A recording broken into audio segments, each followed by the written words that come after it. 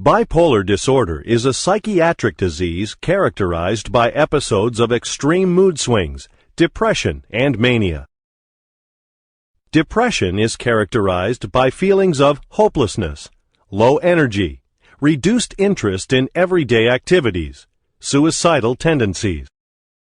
Mania is characterized by excess activity to the point of exhaustion, euphoria, aggressiveness. Two distinct areas of the brain control mood regulation. A dysfunction of nerves in these regions is associated with bipolar disorder. Neurotransmitters are chemical messengers that enable nerves to pass signals to each other and are also found to be involved in bipolar disease. There is also strong evidence that bipolar disorder is inherited within families. Treatments for bipolar disorder include mood-stabilizing agents like lithium, carbamazepine, valproate, and others, antidepressants, other medications, non-medication therapies like psychotherapy and counseling.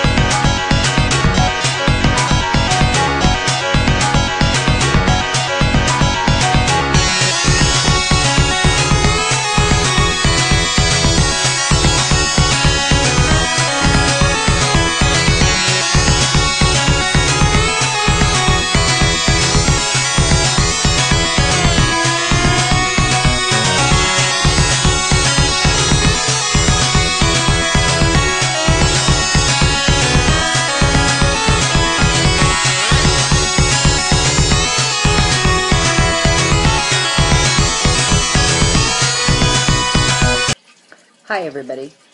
Okay, I've got my my iPad sideways and I don't know where the camera is, so I don't know what to look at. Okay. Yeah, this is bugging me. Oh, there it is. Okay, that's very funny.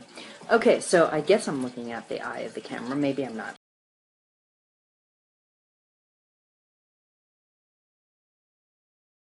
I want to make a video about my bipolar.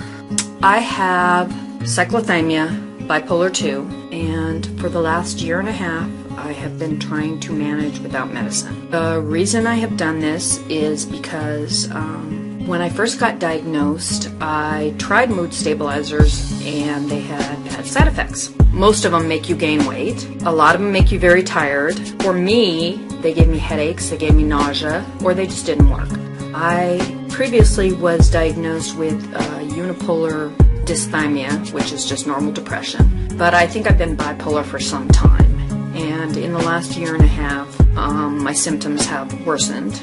The reason I haven't wanted to be on meds was because I don't want to gain weight, don't want to sleep all day. I want energy, I want to live, I want to do things. Furthermore, as anyone who knows, hypomania is rather pleasurable.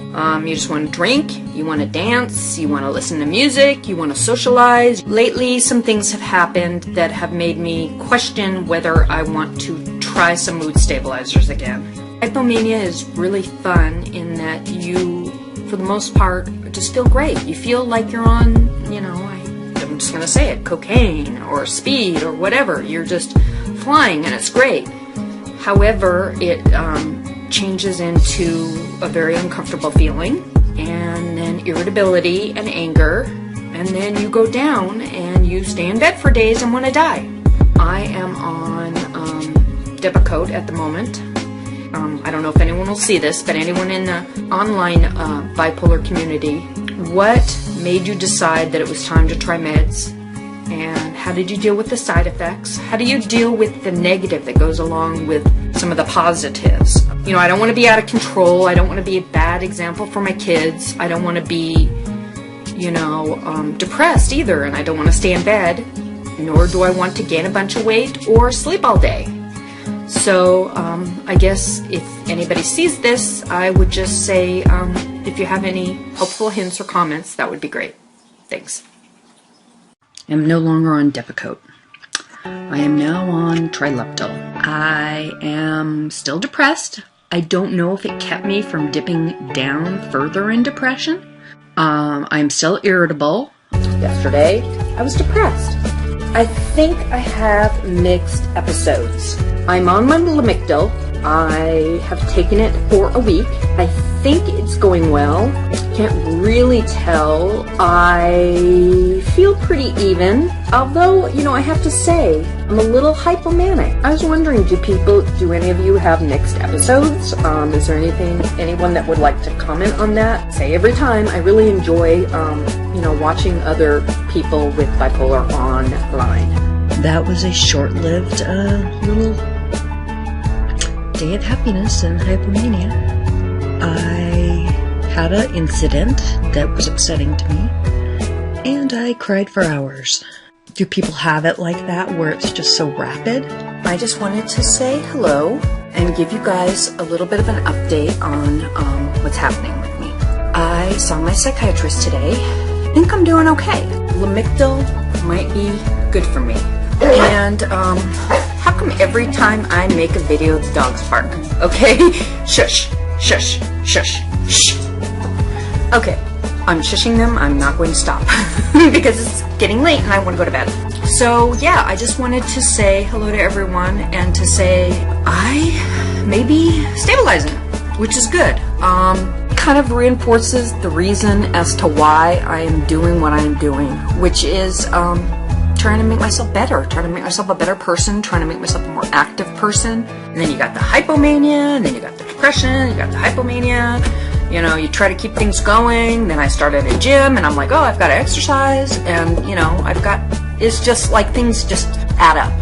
So, you know, this is a rambling, weird video, but it's just kind of emphasizing how we with bipolar or whatever mental illness or physical illness we have, you know, as parents, as women, as men, as adults, we have to realize that we need to take time for ourselves and we need to take care of ourselves or we're not good for anybody else. So I just wanted to say that and just check in and tell people that I'm doing good. I think I'm doing good. And my psychiatrist is happy that things are working out and hopefully it will continue to work out. And so that's all I wanted to say. So thank you. Bye. Hi, this is Bipolar Scrapbooking. Listening to or watching GK American Princess about sometimes those moments make her feel like she wants to change her hair, maybe again. I know I've done it many times.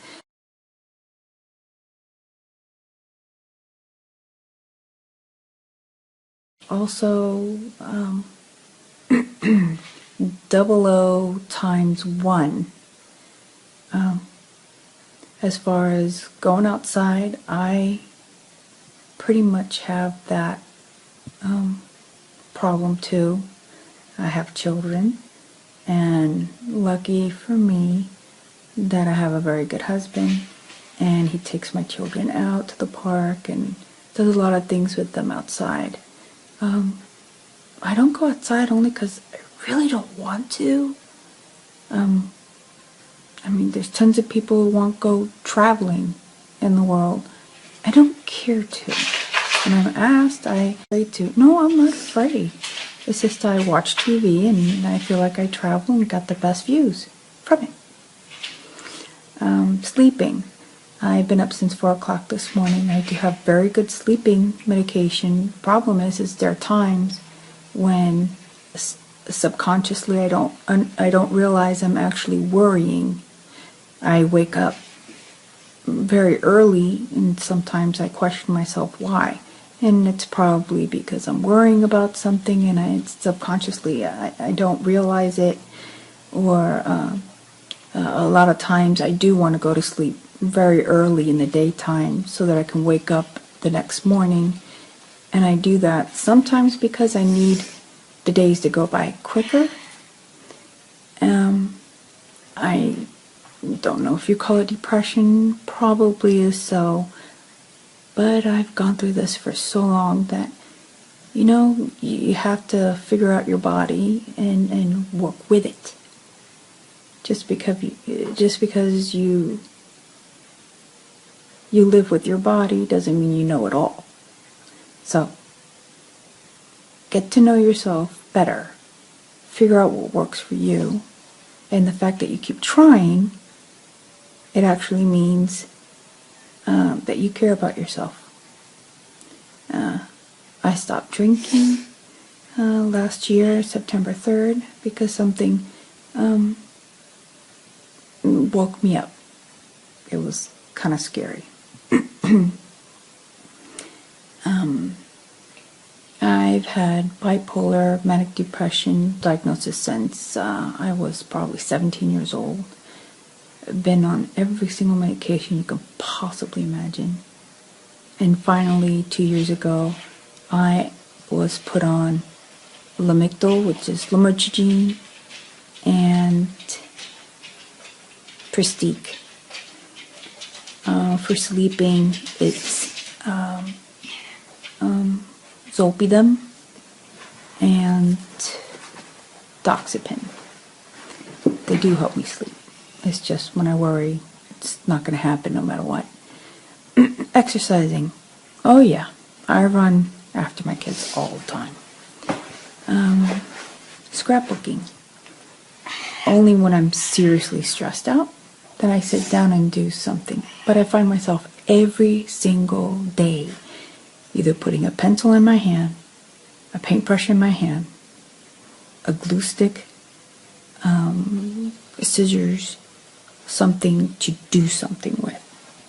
If I'm not using my hands constantly, then I'm beyond bored. Concentrating, watching a real good movie? No, doesn't work. I have to get up, I have to do something. Just giving you a little bit more insight about me, and I'll get back with you again. Bye! Hello, people of YouTube. Thinking about maybe I'll go out today to the library. I haven't been out there in a while. Just to have like a little bit of social interaction. Not really social, but just being around people and stuff. So I've been kind of like locked inside and just kind of avoiding everything that I can. Still feeling a little bit manic. More on the depressed side. Like I'm not really sure what side I'm in. I'm kind of empty. Like kind of like emotionless, lack of feeling, it's like a blank, numb kind of feeling. I don't really know.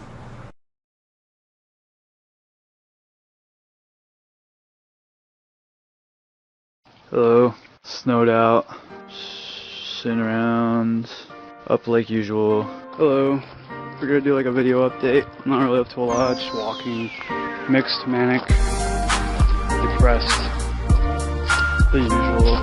Freaking hate everything.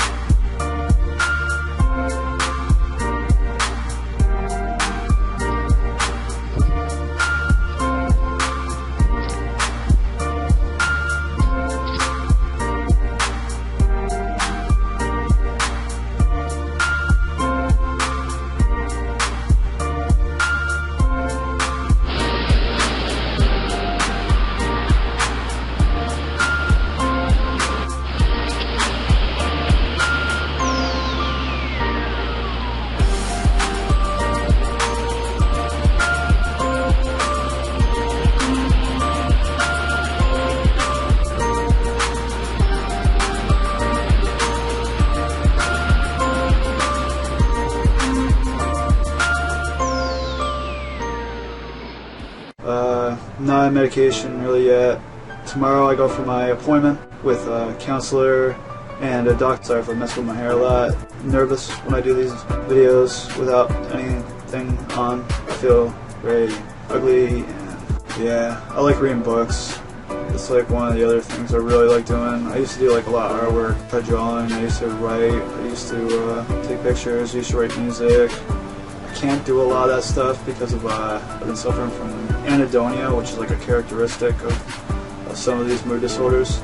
Anhedonia is basically where you have like a lack of ability to feel pleasure, and it is very, very hard for me to interact. Thanks a lot for all the comments and the 10 new subscribers. Always happy to have that support. Alright, well, thanks for watching my videos. Thanks to anybody that subscribes, or if you can relate, whatever. Feel free to comment. Message me anytime if you need somebody to rant to or talk to. Always happy to listen. Always happy to maybe try to help work out some kind of issues and stuff. I've been through a lot. I know a lot about these disorders and stuff. That's all I really read about. I read about that stuff. I read about a billion different things. Yeah, I guess that's about it. I hope everybody's doing okay. If you're not, I hope you feel better. And definitely feel free to leave comments or whatever. Message me anytime if you need anybody to talk to. I always respond to everything. Thanks for watching my video. Take care, and goodbye. I went to bed at 9 and woke up at 1 a.m. Am I tired? No. I've been trying to go to sleep since about 4 a.m. I did sleep for about an hour, and I got up.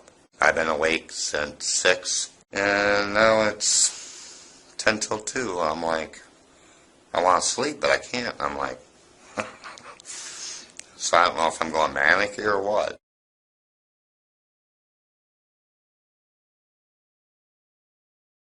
Hello, it's me Ken again.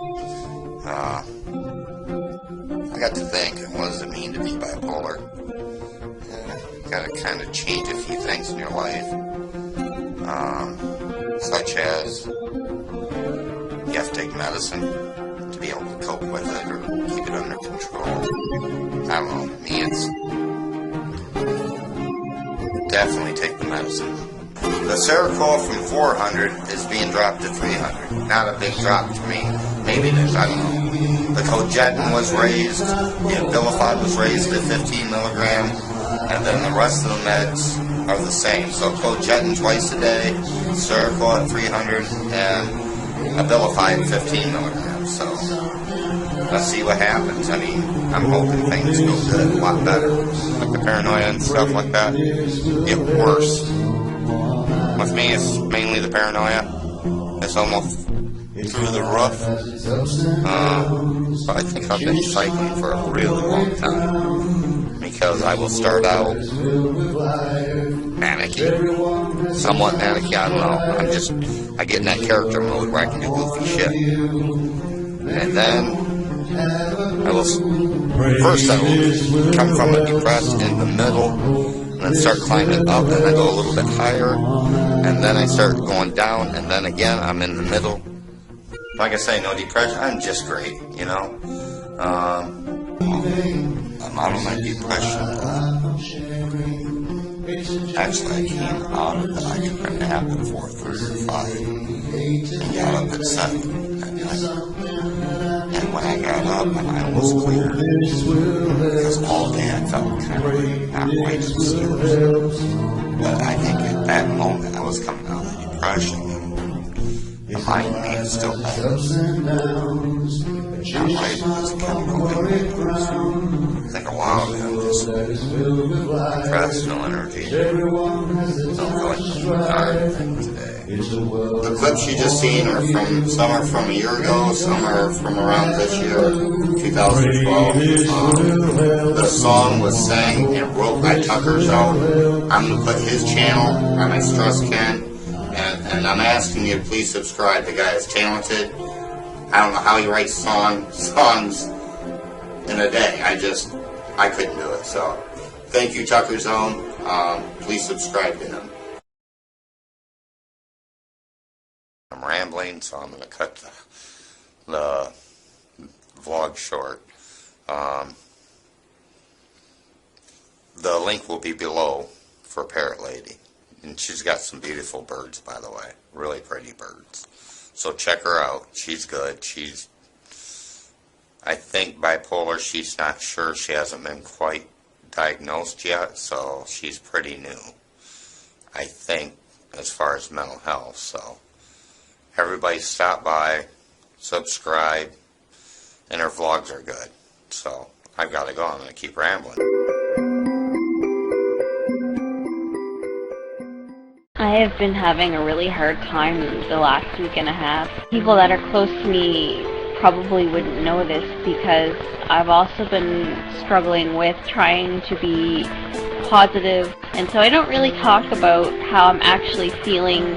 I've been pretty energetic, I haven't been sleeping, and I've been euphoric, but what people don't know is that I'm also feeling very spiritual, and I'm feeling like I'm trapped in my body. I don't think I can fight anymore.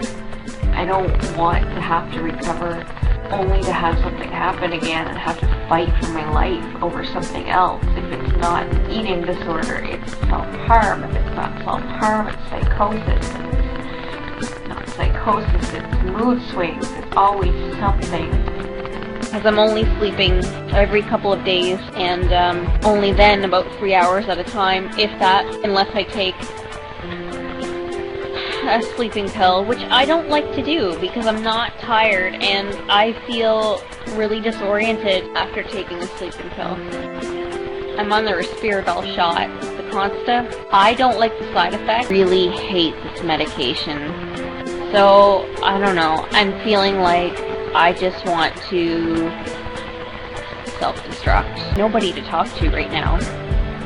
I have my family, but they don't really understand. And my friends, I don't like to talk about this stuff with my friends. I feel like if I talk about this stuff with them, that I'm pushing them away. I had my appointment with my psychiatrist this morning. He agreed to stopping the Respiridol Consta, which I have mixed emotions about. I feel great right now, so I don't want this to go away, and I'm kind of glad that I don't have to take the Consta anymore.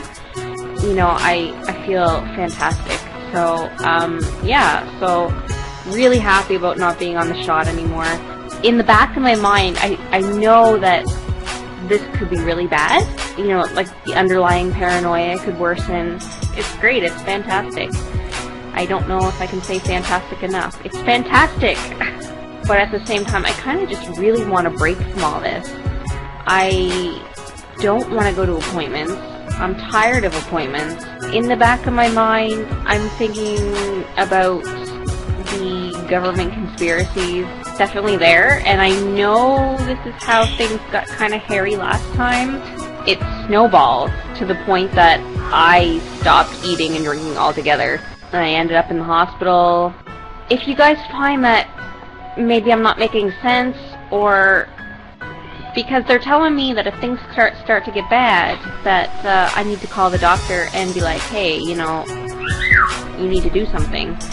But I don't necessarily want to do that. I don't want to have to go back on this medication. I do not want to go back on this medication at all. And I sort of want to just cut off ties with everybody. I mean, I have been dealing with mental health people since I was 14. But if you see me getting a little crazy, more so than I am now, I guess. I don't know. Like, I don't know. Is this bad? Is it so bad to think that the government is really out to get us? Like, I have no clue. You know, why else would they put this stuff in our food? Like, I can't eat it. Definitely on an upswing.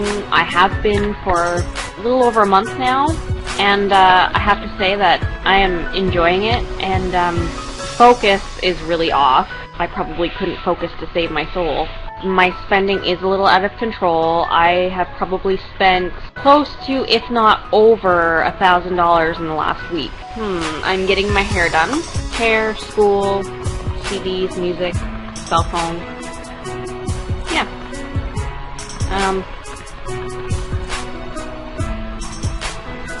I don't really know what else to to say. Yeah, I'm doing fantastic. I'm still not really on any meds. Like, I'm talking to customers and, you know, I'm having conversations with people that I normally wouldn't even have conversations with. Definitely a bit on the manic side, whatever you want to call me. I still don't have a diagnosis yet, whether it's bipolar, schizoaffective, whatever, you know, I've had all these labels tossed around. I'm still gonna call it manic for the purposes of this video, because that's what it presents as. You know, I don't care what they want to call it, this is what it is, so I have no idea. I'm just total blank. That's because my mind is going a mile a minute and the thoughts are gone before I have a chance to hold on to them. So, yeah. I'm going to end this here. Subscribe to me if you like my videos. You know, and if you subscribe to me and you have kind of similar videos, I will subscribe back to you. If I don't, just send me a message and let me know what you're all about, because I love to learn, and, you know, it's always nice to meet somebody like-minded. So, I will talk to you guys all later. Bye! Hey, YouTube. How are y'all? Oh, yeah. iPhone charger was wrapped around my neck.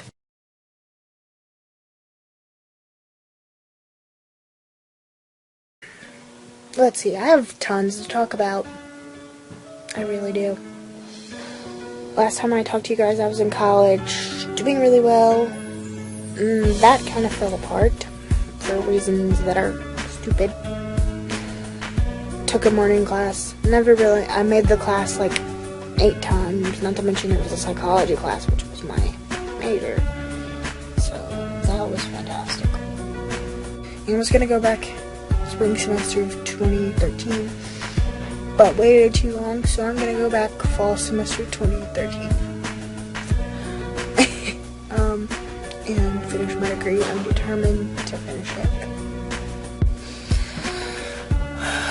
Let's just hope the sound quality is better on this iPhone than it was on my laptop. It's Val again, aka Sunflower 26. How are you guys? I hope you all are doing well. Sorry for the goofy hat, but I have bad hair today, so let's see, I haven't talked to you since last Thursday, and today's Tuesday. Sorry if I sound down today, it's just, I kind of am. I can feel myself going back into a depression hole, and this sucks so much, because I was doing so good for so long, and now I can feel myself going back to not giving a crap about anything. That's what crying gets you. Talk to you later. Bye. I just got done watching Bipolar God author's documentary, and I totally agree with a lot of things he was saying in there. Yeah, being bipolar is considered kind of cool by a lot of people. Like, why the hell would you want to have one of the worst mental illnesses, with the exception of schizoaffective disorder and schizophrenia and multiple personality disorder? I don't understand why you would think that was cool. That is not cool. And it is also not cool to be 11 years old and suicidal. And yeah, I was 11 years old and suicidal at 11. I didn't get diagnosed with bipolar type 2 until I was 20 in 2007. And that's when I had like my first, I wouldn't call it psychotic break because I didn't go psychotic per se, but I was as close that you could possibly get to being psychotic without being psychotic. I was making everyone's freaking life hell that was around me. I basically did not sleep for more than 2 or 3 hours a night for an entire year. But I was literally convinced that my mom was letting me die. And I was convinced that I was dying. I was convinced that nobody loved me. That Everybody was out to get me. And the thing of it is I'm self-aware of my cycles because I've been having mood cycles since puberty. Since like I was 11 or 12. But the reason that I'm self-aware of it is because my mom was putting me, she would tell me that I was acting a certain way or behaving a certain way at a certain time, so she kind of helped me become self-aware, if that makes any sense. But the thing of it is that people are confused just because you're aware of it. They think you can control it, and you can't. Bipolar is not just mood swings. I wish. I wasn't suicidal, but I wanted to die, and that's the worst feeling. Waking up and wishing that you hadn't woke up. I wouldn't wish that on anybody. It's horrible. And no, I'm not crying. I'm about to, but yeah. Waking up and wishing that you hadn't woken up and just laying there and not having the energy to even move because your body feels so heavy. That's the kind of depression that I'm talking about. It's not like, oh, I'm a little bit sad. No, it's all encompassing. My life is never gonna get any better. Why the fuck am I existing type shit here? So I'm gonna go. Have a good night, guys. Hello YouTube, Sunflower26 here. How are you guys doing? I'm doing pretty well today. I just wanted to come on here and talk to you guys about this amazing, beautiful thing that is called the YouTube bipolar vlogger community. I've had a few of you reach out and comment me, and I really, really appreciate that. It makes me feel good. I even have one person that I actually have like a real friendship with on here, and that's really cool.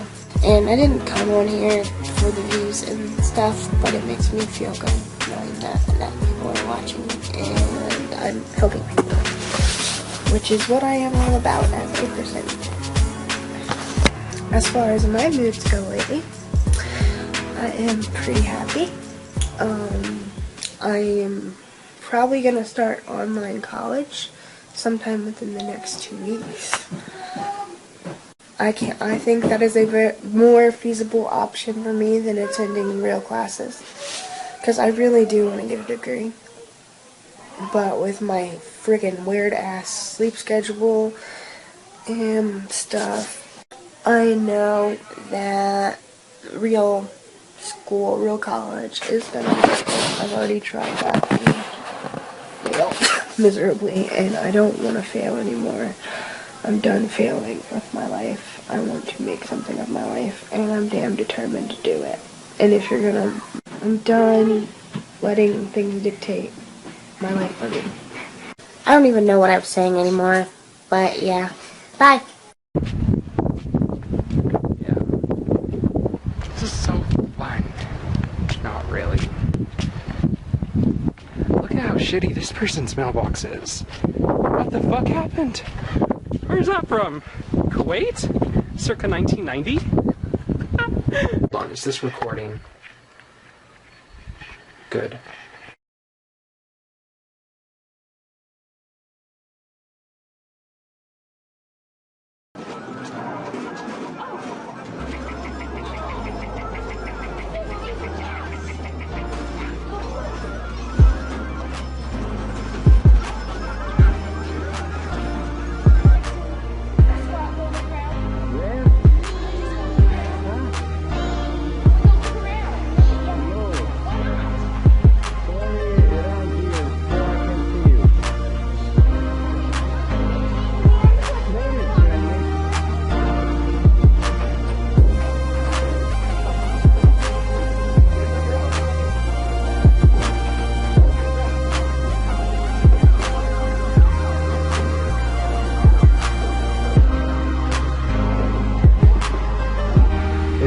It hurts.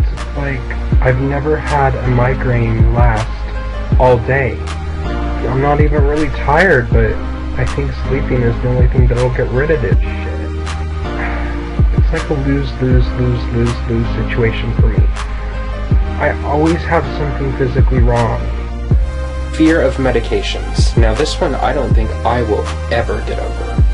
After you've been almost killed by medications, you will never, when you've been in my shoes, you'll never ever want to go on a medication again. I will not ever go on a medication. Fuck that. Fuck the pharmaceutical industry. I'm so tired of that feeling of nobody giving a fuck. Suicidal thoughts. Sometimes I have them, sometimes I don't. And when I have them, it sucks. No bueno, you guys. Oh, fuck my life. Hello, people. No. Today's a good day. Today's a good day. Hope you're all having a fantastic day, because I am. I need to buy a new camera. Alright, y'all. Sending out love to you. To you. You know, I'm working hard towards my goals. Not to sound like I'm stuck on myself, but I really think highly of myself, and I'm just trying to change, you know, the situation that I'm in now.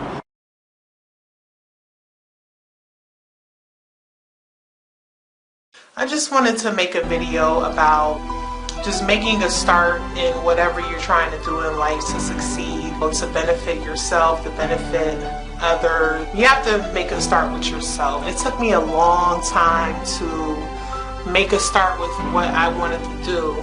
There are several things that I am very talented in. I have a lot of skill. I didn't really know how to make that start. I had to come to reality with myself. You know, I'm here to change somebody's life. You know what I'm saying? Because there's a lot of people just lacking faith in themselves. And if you could believe in yourself, then you could do a lot of things that you want to do in this life. You know, if you don't believe in yourself, you're not going to get nowhere. It's all about believing in yourself and just surrounding yourself with those individuals that are trying to make it in life as well. Just focusing on my goals, my talents. I've been doing well, and I encourage you to, if you really want to do something in this life, you know, whether it's start a business or get more active in the community, improve your way of thinking, find ways to get out of your job. I highly suggest you just start slowly, make a plan, stick to your plan, to stay consistent with whatever you're trying to do in this life to benefit you and eventually benefit others. But put yourself first, because if you don't put yourself first, like, you're gonna be distracted, I promise you. So if you like what I said, feel free to like this video, subscribe to my channel. If you want to hear some more encouraging advice, feel free to go to my website, click the link below, and I will see you later. Alright, nubianalove.com. One thing I've learned about living with this illness is that I have to help myself. You know, nobody can't force me to get out of bed.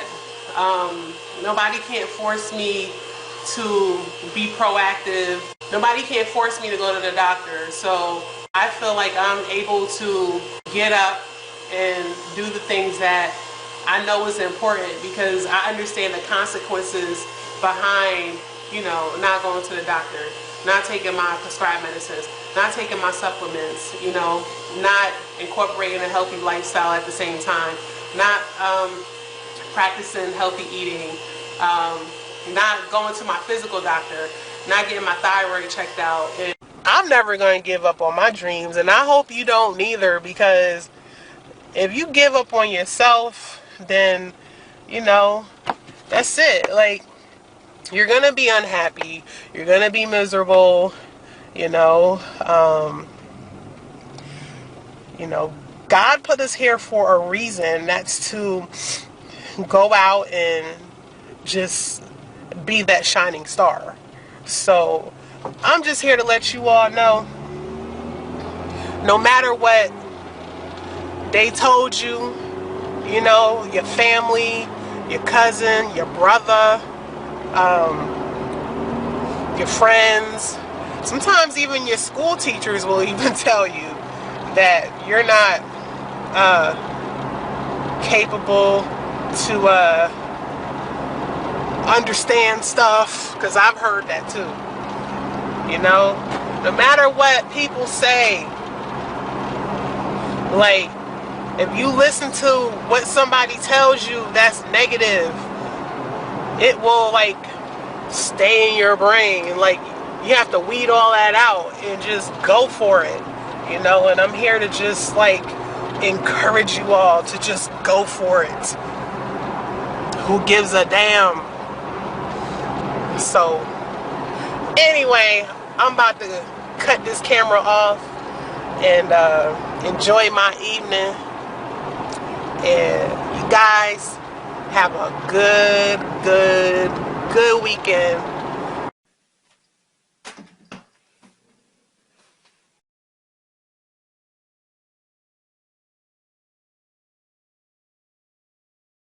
Roscoe795 here. I'm here to talk today about bipolar and relationships, and how bipolar does affect relationships, whether it be your family, girlfriend, partner, auntie, uncle, whatever, and what it's like to introduce that illness to family or friends, and you know what they need to do in order to gain an understanding.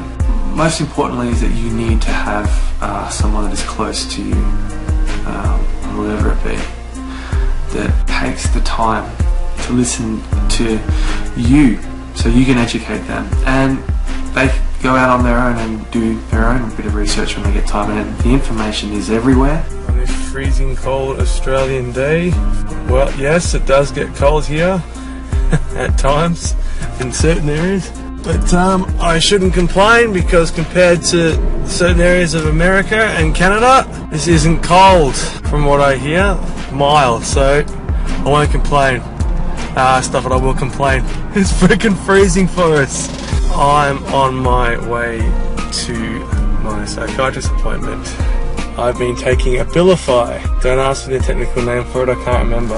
I was doing my personal training / martial arts self-defense course just recently, and my instructor's telling me, Ross, be more aggressive towards the pads, you know, hit harder. I'm like, what you don't realise, man, is I have 10 milligrams of Valium in me.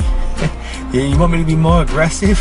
My moods much like these waves. I don't know about you guys, but they roll in like these waves, and I get submerged by them, and bang, I go down, I get taken away. And when I come up for air, bang, another wave will come in.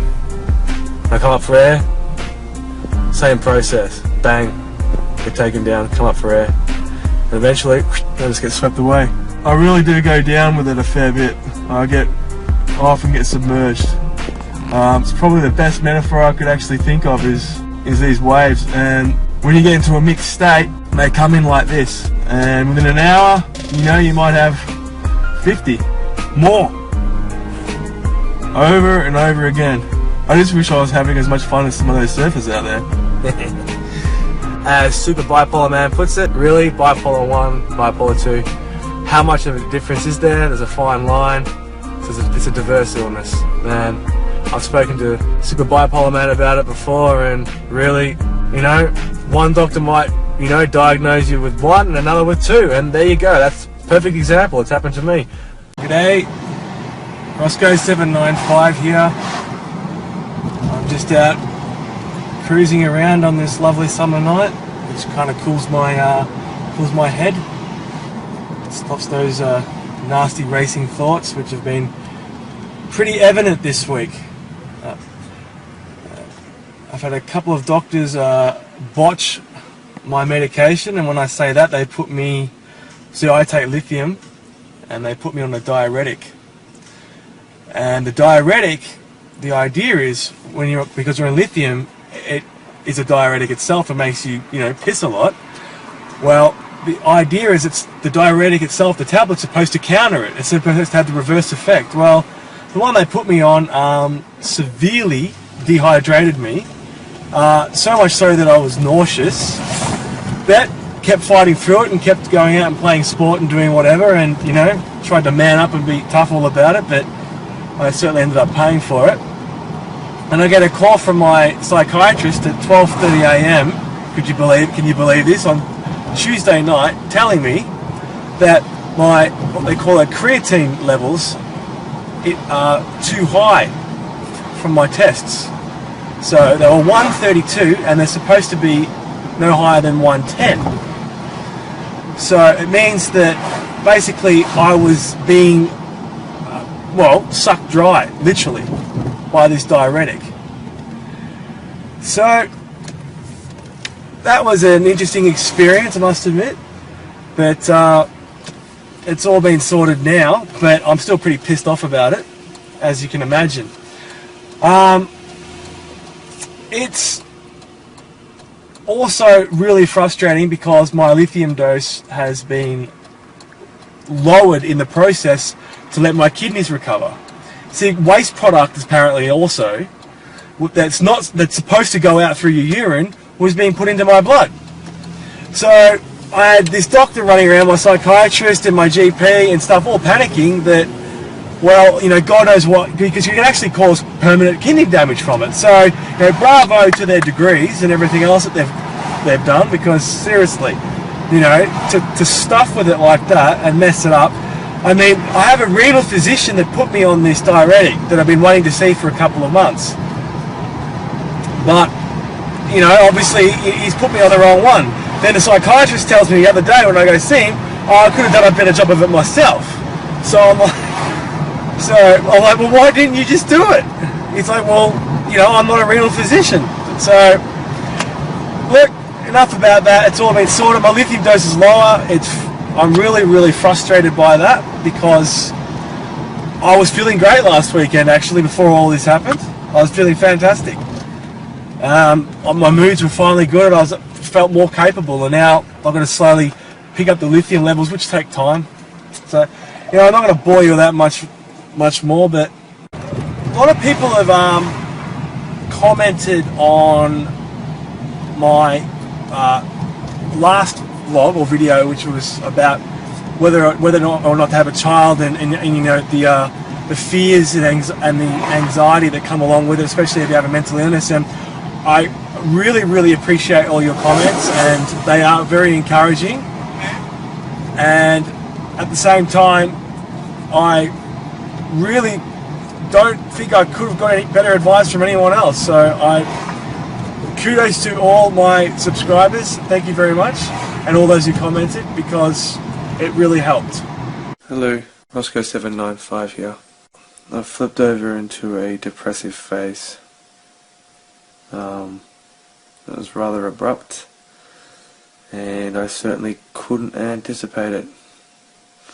Sometimes I can feel it coming on, and sometimes I can't. This time I certainly didn't. This illness certainly is tricky, and I have proof of it this time because my psychiatrist, and he had me on a new drug called Topamax, and I've been on it for a month and a half or so, and he said that he thought I was going well on it, and he thought I was presenting quite well. And this week I kind of spiraled out of control into a depressive phase. I'm not suicidal, I just have absolutely no motivation to do a bloody thing. Showering is an effort. All the normal activities in life are currently an effort. I get them done, but it all sucks. It's an effort. So is just cooking or everything, cleaning. I I just have no energy. Depression is amongst this illness is something that I think needs to be listened to. You really have to pay attention to it. Listen's just an expression I use just to try to be aware of it, and where it takes you. It's a lot trickier, I think, for me in particular, than mania. It's a lot harder to pinpoint. It's a lot more subtle. Hello, Roscoe795 here. I was going to talk today about the process of YouTube channels and how brave it is to be a person with a mental illness, and how brave it is to be a person who vlogs.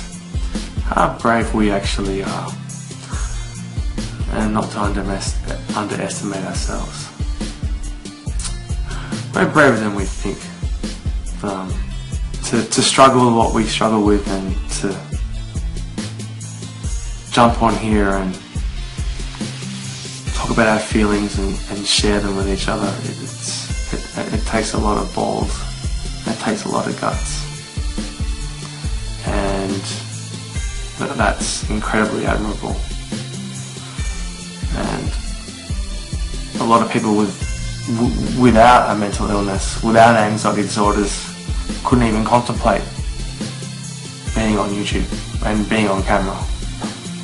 Wouldn't even dream about it. Yet here we are, sharing our deepest, innermost turmoil at times with each other, and expressing ourselves, being able to articulate to each other. That takes integrity, intelligence, and takes awareness. It really does. So, kudos to you all. Kudos. Roscoe795 out. All aboard the Bipolar train. See ya. I wanted to ride a horse in the middle of the night over to Matt's house. That was the thing that set my parents. They said, you know what, this is getting worse and worse. Yes, we have a bodyguard and watcher, but this is getting beyond our control. Got me into Stanford Psychiatric Ward, which is an incredible hospital. The doctors there were amazing. They were able to help.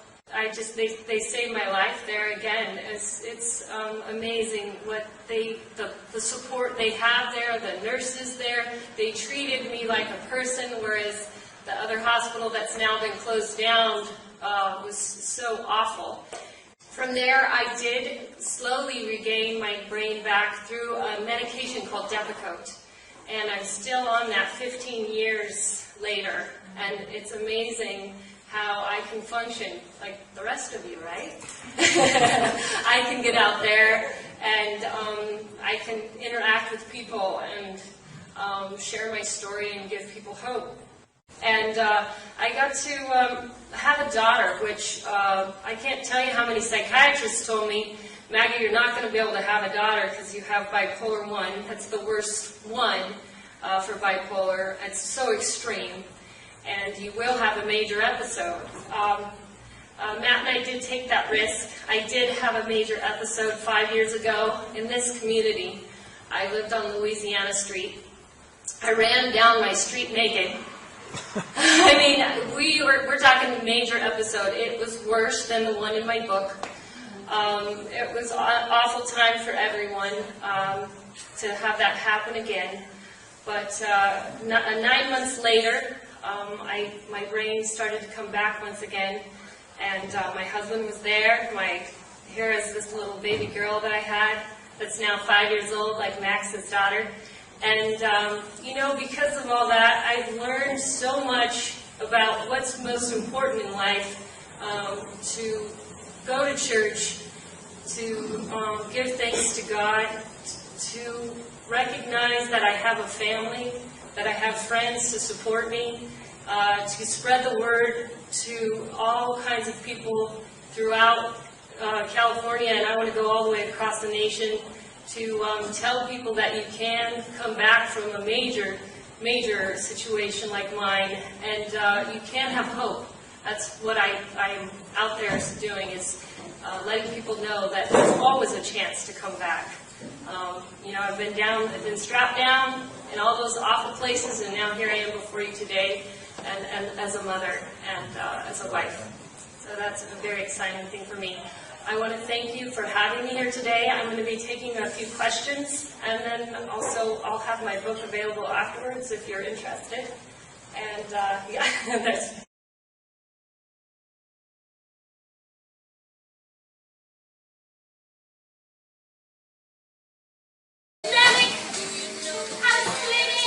Today I was with the NAMI walk. It was an awesome experience. I was able to reach so many people, guys, here in San Diego. The sun is so hot that I'm like dripping with this sweatshirt. But anyways, we had so many young people out, which I love, to spread the word, to accept your illness, to cope, you know, get out there and not be fearful of it, to own your illness. What is going on? Is that eggs? Everywhere! And that's what I want tell you guys here tonight, is to get back out there and live. Mental illness does not have to control your life. There is tons of hope. Airborne formula for child, for me. Awesome to see people like John McManamy over there. He's gonna wave. He's on my show. 7 years of great experience. Thank you, John. And so today, you know, it was a huge success because, again, we just were able to reach so many people here in San Diego. Tomorrow I'll be in Beverly Hills up in Los Angeles. I'll be with Andy Berman. And come out and see me there if you guys are up in LA. It's going to be awesome, just like today. So thank you so much for your support. Keep following me on YouTube and Twitter and Facebook, on the Runaway Mind page. We're going to have an awesome radio show this next month, and it's all going to be on family. So family members, if you guys need help on figuring out what people like me are going through, then you guys listen in. My family's going to be on that show. Somehow I got to like get them to do it though. So hopefully it all works out. Thanks guys, this is Maggie Reed. Keeping it real. Woo! K&J, a daily situation. The apple pie. And I just thought I'd share with you real quick what I do to try to relax. I hang out at the beach. I collect this amazing sea glass. Empty Sprite bottle. So beautiful. Yes, I am one of those people that goes along and picks out the treasures. You must wear a cute apron as always. And if there's something out there that you can think of today that makes you happy, get out there and do it. And listen to Katy Perry. Junior Seau committed suicide yesterday, and it doesn't matter if it's a famous person or just somebody I don't even know, or a family that tells me that they lost their loved one. It always pierces me right through the heart, whoever it is. And when I heard it on sports radio yesterday, I just started crying. I feel for his family, his friends. He just did so much for people everywhere. And I was not here, so.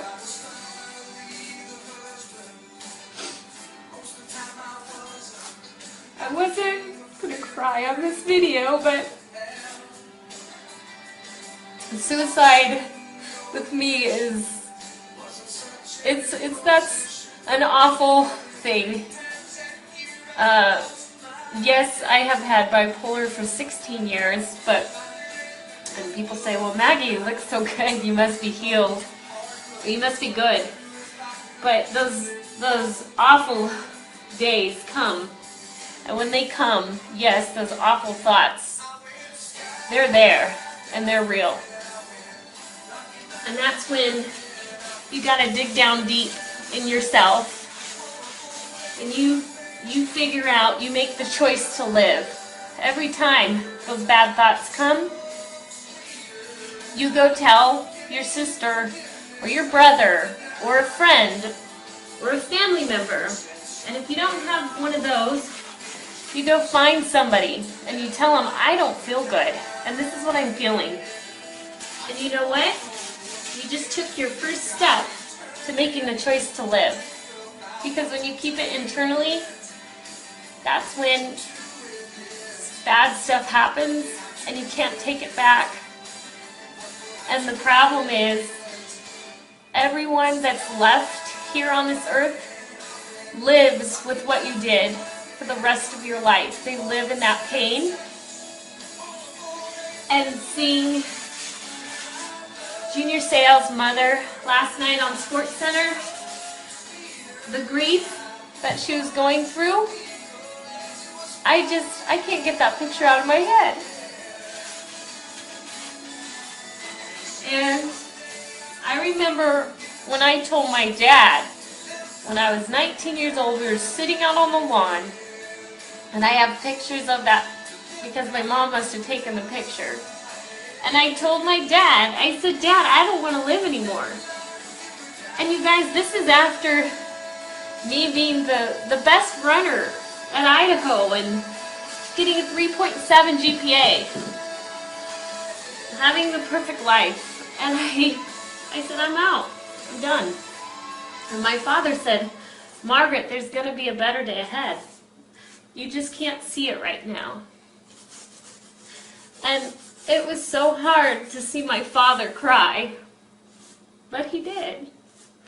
And he said, you're not going to choose to die. You're going to choose to live. And seeing my dad cry put courage in me to figure it out. And yes, I had to be put in those hospitals and things like that. But you know what? At those times, if I wouldn't have been put in those places, I don't know if I would be here today. And when I get a letter, like I did yesterday from a lady in the Midwest that said, her name's Mary, and she said, Maggie, I haven't been out of my house in months, and I got your book, and I read your book, and I got out of my house. I called my dad yesterday. I said, Dad, everything that I've been through is worth it. When I read that letter, and when I get to see my family every day, it all makes all the pain, all that pain, worth it. And I don't like to cry in front of people because I like to laugh. I like to make people laugh because that's what I'm good at, is putting on a show. But I want you guys to fight. This is Mental Health Awareness Month. And I was like, you know, my friend Brian called, or he texted me last night. He said, Maggie, if you get inspired to talk about it tomorrow, you need to talk about it because people need to know. And I said, yeah, that's true. There's nothing to hide. And you guys, if you're having a bad day, tell somebody. Because there's always going to be a better day. Somewhere out there, there's going to be a light, and it's going to come inside you, and you're going to be happy again. I'm living proof of that. And when those good times come, you relish in them, and you go buy a big ice cream, and you smile, or you go hug your kid, or you hug your husband, or your dog, or your cat, or whatever. And you pray to the good Lord. You say, thank you for my life. And that is all for today. I don't mean to leave you guys with a sad thing, but maybe this will inspire you to help a friend if they're having a rough time. It doesn't take much. Just listen to them and be there for them. And choose living. That's why I chose my Tim McGraw song today about live like you were dying. Listen to that song, it's good. Live like you were dying. So, like, my gosh, if you were dying of cancer, wouldn't you want to live every day like it was your last, right? All the way to the end. So, yeah, people can't see mental illness, but like I said, be more vocal about it, guys. It's not such a bad thing to admit. People accept you for who you are, and if they don't, then they don't need to be in your life. All right. I'm going to go back to attacking while I'm cleaning the baseboards and whatever else I'm doing. I'm crying on the thing. All right, bye guys. All right. So hi, I'm so glad you guys are watching me today. I'm hanging out here in sunny San Diego in Ocean Beach, and it's incredible out, as you can tell. And so today, what I want to talk to you about is my life. And my name's Maggie Reese. I'm the author of Runaway Mind. And the purpose of me getting my book out there is I want to create hope to people with mental illness that have bipolar disorder. Because you never know that I have that, right? I mean, I'm so happy out here in the beautiful sun, but maybe you're going to work and getting your kids ready for school on a normal day. For me, you just never know. I wake up sometimes completely depressed where I want to kill myself, or I wake up totally energized like today. You just never know. It's an up and down situation, and obviously bipolar, right? You got the south and the north pole. And so I'm out there getting my book out there, trying to help others realize you can live a successful life no matter how ill you are. And trust me, I've got it pretty bad. And my book talks about how a family can get through it. I was strapped down to a gurney at Stanford Mental Hospital. It was the first degree you could get. And my family came in, they surrounded me. I got great doctors, my faith, and along the way, my family also hired a bodyguard. He's really a babysitter, but I like to call him my bodyguard, who married me 6 years later.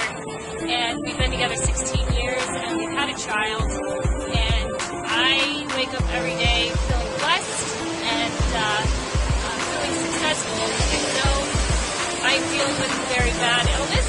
And so I want to help me spread the word of hope. And you can follow me on Facebook or Twitter.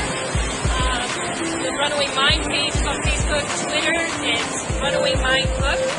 And also you can buy my book on Amazon. And the more of the people out there, you guys that follow me, then I can help all of you out there.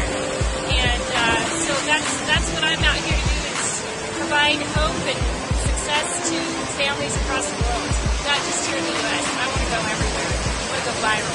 Thank you. YouTube, I am your father. What? Hi YouTube, it's me again. Very manic today, if you can't tell. Got all this energy. I couldn't sleep last night. Thousands of thoughts going through my head right now. I feel like, I don't know, I got all these things I want to do today. Just doesn't feel like there's enough time in the day to do things, especially like this vlog.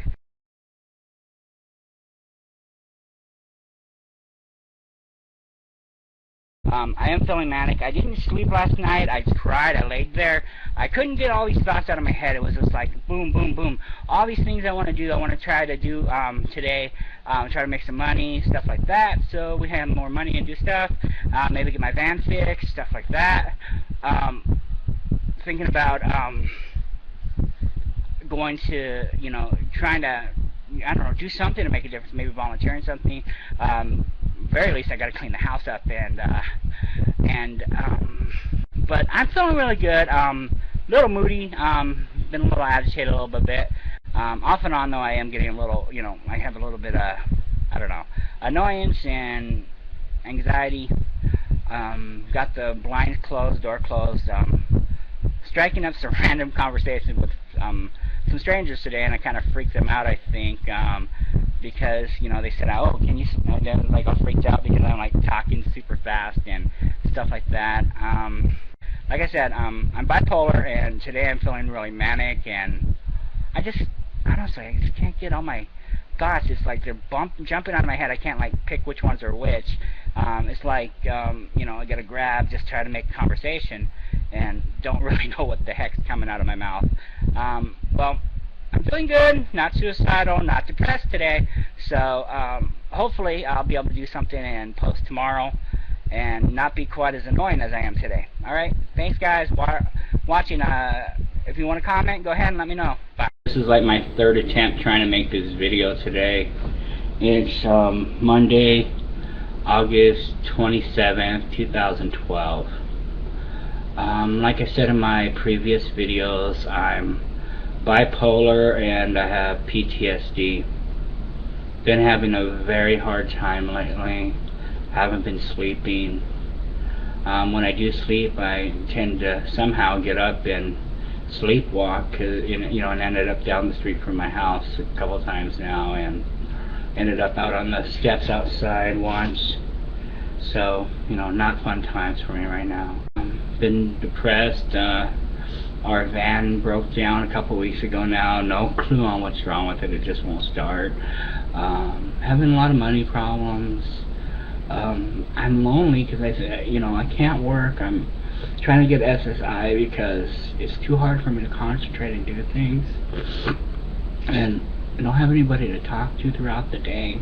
Don't have any real friends to talk to. I mean, other than across the internet, nobody actually have face-to-face conversations.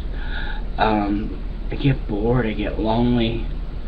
I'm going to be honest with you, a few times I've actually gotten so down. I've actually thought about, you know, death and killing myself and all that. I mean, I haven't planned it out or anything. You know, I did try it quite a few times in the past. I just never succeeded. I've thought about it, but, you know, I'm not going to do it because, you know, my kids love me. They made me all these different cards and stuff to try to cheer me up, but I wish there was some way just to turn off all this pain and all this hurt and worthless feelings, and just, I want to live, but what really is life? I mean, I don't know how to explain it. It's just that a lot of stuff I'm just numb to, and, you know, I want to feel. I'm unable to feel. I'm like a robot. I mean, only thing I can feel is this sadness. I mean, they say I'm bipolar, but I maybe get the other end of it maybe a couple times a year at the very most. Majority of my time I'm stuck in this depression, and when I have my PTSD episodes, it just makes it so much worse. I mean, there are nights that I wake up. If I had a gun, I probably would have shot myself in the head or something like that. That's how messed up my brain is. I mean, I shouldn't even be saying some of the stuff on the internet, but it's for my own good, I guess. I just, somehow I wish I was normal. I don't think I have anything to offer anyone on this earth. I'm pathetic. I'm a loser. That's how I feel. I know I'm rambling. I just need to get this out there. I mean, I don't really talk to anybody. I don't like my therapist. Anyway, I'm just ranting here and talking. Not really making any sense. I'm sorry this video isn't very helpful for people like me. Man, I guess before I embarrass myself anymore, I'll go ahead and say bye, and I'll probably be putting up a new video tomorrow. Me, Lonnie, I'm back on YouTube, and 100% off my meds. Feel really good. I mean, I've been using the coping mechanisms that I learned during therapy over the last few years, and I honestly feel better off the meds than I did on the meds. I don't know if you can tell. I just feel like a different person, actually. Yeah, I have my ups and downs, but, you know, that's normal. I mean, it's not normal to be constantly happy or constantly sad. I think I'm having the right amount of variancy in my feelings. Yeah, I'm still bipolar and I still have my moments, but so far I haven't had a manic episode and I haven't had any super depression. I don't know, maybe it's just because it's only been about a week since I've been off of them. Actually, exactly a week since I've been off of them. That could have something to do with it. I don't know how long it takes before they're all the way out of your system. But now I feel great. Oh, small confession, I'm not 100% off of them. Still having trouble sleeping since I quit Geodin, so I am taking trazodone still. Other than that, 100% off. Well, you know what I mean.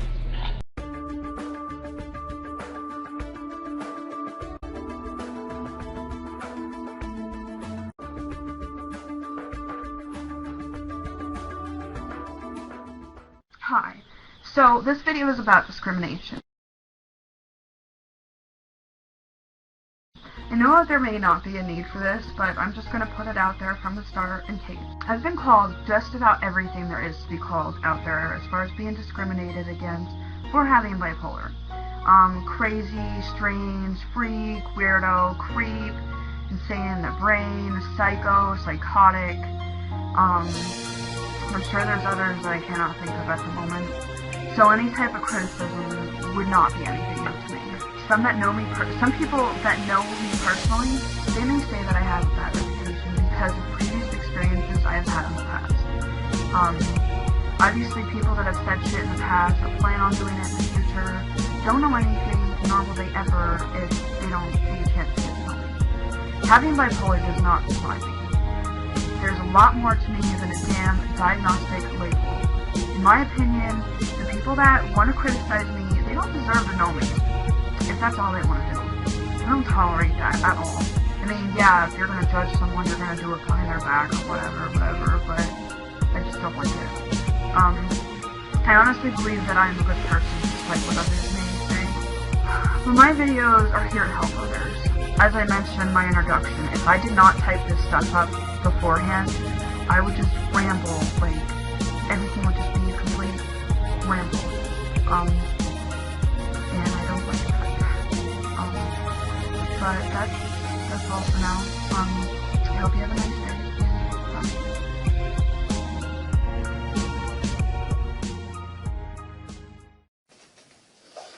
First things first, I'd like to say to anyone who's subscribed to my channel, watched my videos, liked my videos, for all the support I've got, I'd like to say thank you. To those who have been following, you know my story. I've recently been diagnosed with bipolar disorder. My fiancée left me, so not been too good recently. But out of bad always comes positive. There's always something to look forward to. I've lost 2 stone. I'm in the best shape of my life. I've bought this beauty here. One day I might be famous, and if I am, then anyone who's ever doubted me, who's ever left me, or whatever, you'll all be able to see what I've been capable of. So, as I said, thank you to everyone who's been watching. I will be updating regularly now, maybe twice a week, 2 videos a week, maybe 1. But I'd like to keep everyone up to date with my progress. So, there you go. Thank you very much.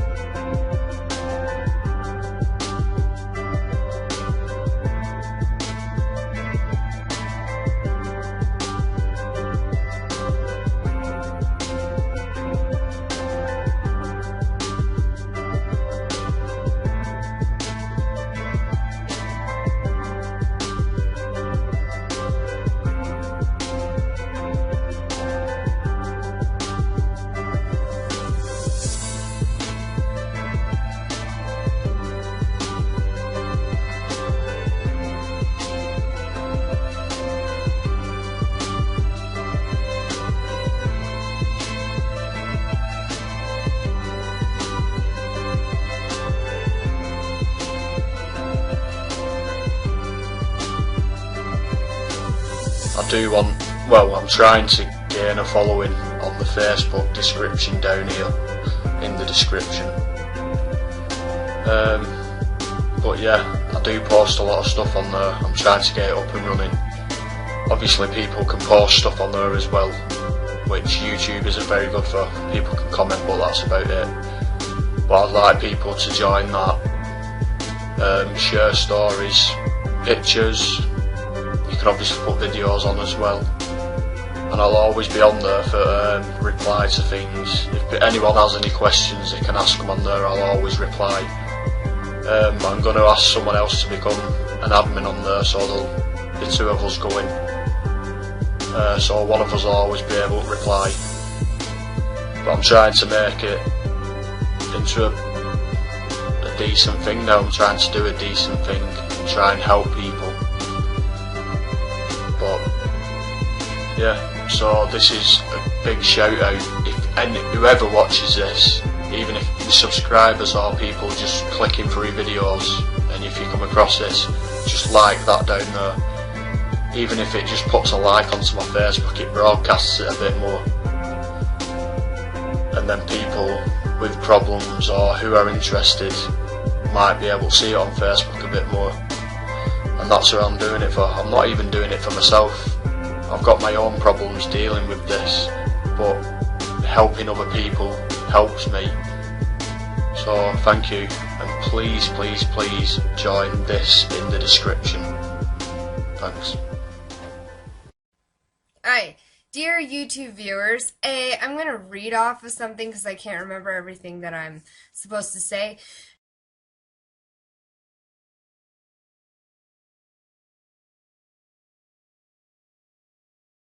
Do you ever feel like you just don't want to wake up in the morning and feel like you are a burden to everyone and that everyone just hates you and doesn't want to be around you and you aren't good for anything? If so, you know exactly how I feel. And if not, then good for you. Maybe you'll learn something through this video. The whole point of this video is to bring awareness to the illnesses that I have, which are borderline personality disorder, bipolar disorder, ADHD, and bad anxiety, which comes with the bipolar and the borderline personality disorder. Wow, try saying that 10 times fast. I would like this video to jump out to those who are struggling. I take 4 different types of medication. I shall list those now. Lamictal in the morning with Tegretol and 2 clonazepam. Another clonazepam around 5. Then Geodon, Tegretol, and 2 clonazepam before I go to bed. A lot, I know. I am not crazy, and I don't want anyone to misjudge what I am doing. I'm trying to bring awareness, that's it, to those that have these illnesses, and also to those who think that this is just an excuse to be nutty and go all psycho, and it is like an invisible illness. It's all up here, and some of it is just personality. It's who you are, and you can't change that. You can just learn how to cope with it. But it is not an excuse at all to be crazy. Who wants that? Nobody. And it's not to get attention. This video is not to get attention at all. I promise. I will make more videos and update people on how my week has been, and it'll be like a YouTube diary for the world to see. I honestly wish a camera could follow me around and see what it's truly like to live in the mind of crazy. That might just wake a lot of people up, but it wouldn't be to get famous or anything. It would just be to help people know that they're not alone and can get through the hard times in these manic episodes. I am not crazy at all, I swear, and I know that this whole video is making me sound like super crazy. I did write a poetry book, and most of the poems seem too dark for people to read. I might randomly read some of them and put them on YouTube, along with my diary that I'm going to do on YouTube. The other thing I'm going to share really quick is that I do have 2 children, and I don't have custody of my kids because I tried to kill myself 3 times, and the last time I really did almost die. Anyways, it's really, really hard to talk about because the last time I went to the hospital, I got out. I was it's more like a behavioral center, and I went to one before, like 6 months ago, or like 8 months ago actually, and then I just went to another one 4 months ago, I think. So it's been like a cycle where I just like wasn't doing so well. But I got out and I started doing this intensive outpatient program, and I went 5 times a week, and then 4 times, 3 times, 2, 1. And now I'm doing dialectical behavioral therapy, which doesn't seem to be working as well as the IOP did, because that was like an everyday thing almost, and I kind of need that. Although I do see a therapist every Friday, it's just like I need something more. And I don't know if any of you out there kind of feel the same, like you kind of feel stuck, like you're at a dead end and you don't know what to do. So I'm going to go ahead and just end this video, and hope you all watch my next videos, and I wish you all the best, and I hope that you can get through exactly what I'm getting through. And to that, I say, good day.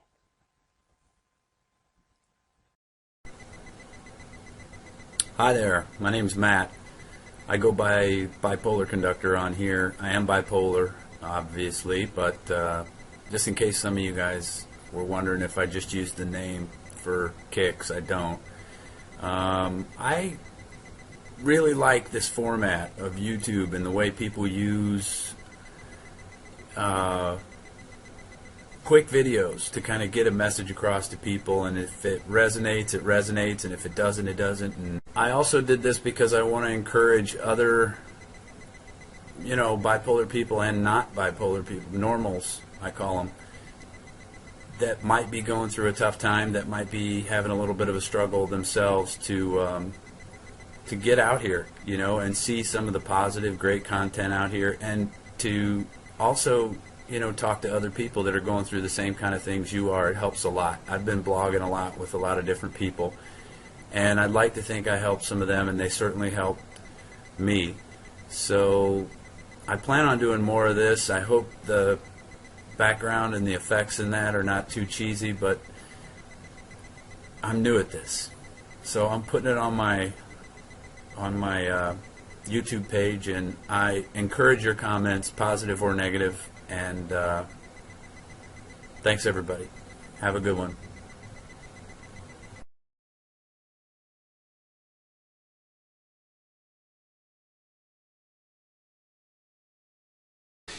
But I wanted to specifically respond to Bipolar God and say I think it's a great idea that everybody get at least some exposure to what bipolar is, because there's a lot of misconceptions out there. I'm bipolar. Bipolar God is obviously bipolar. I saw his documentary that he did, which I thought was really revealing and good and honest. Although I will also say it's bound to scare some of the normals. You know what I mean by the normals? Like people who don't live with any imbalance every day and have it for their whole lives, so they don't really understand what it is to have the kind of emotional surges that bipolar people have all the time and control without many people knowing. I mean, we're just different. We just have different minds, don't we?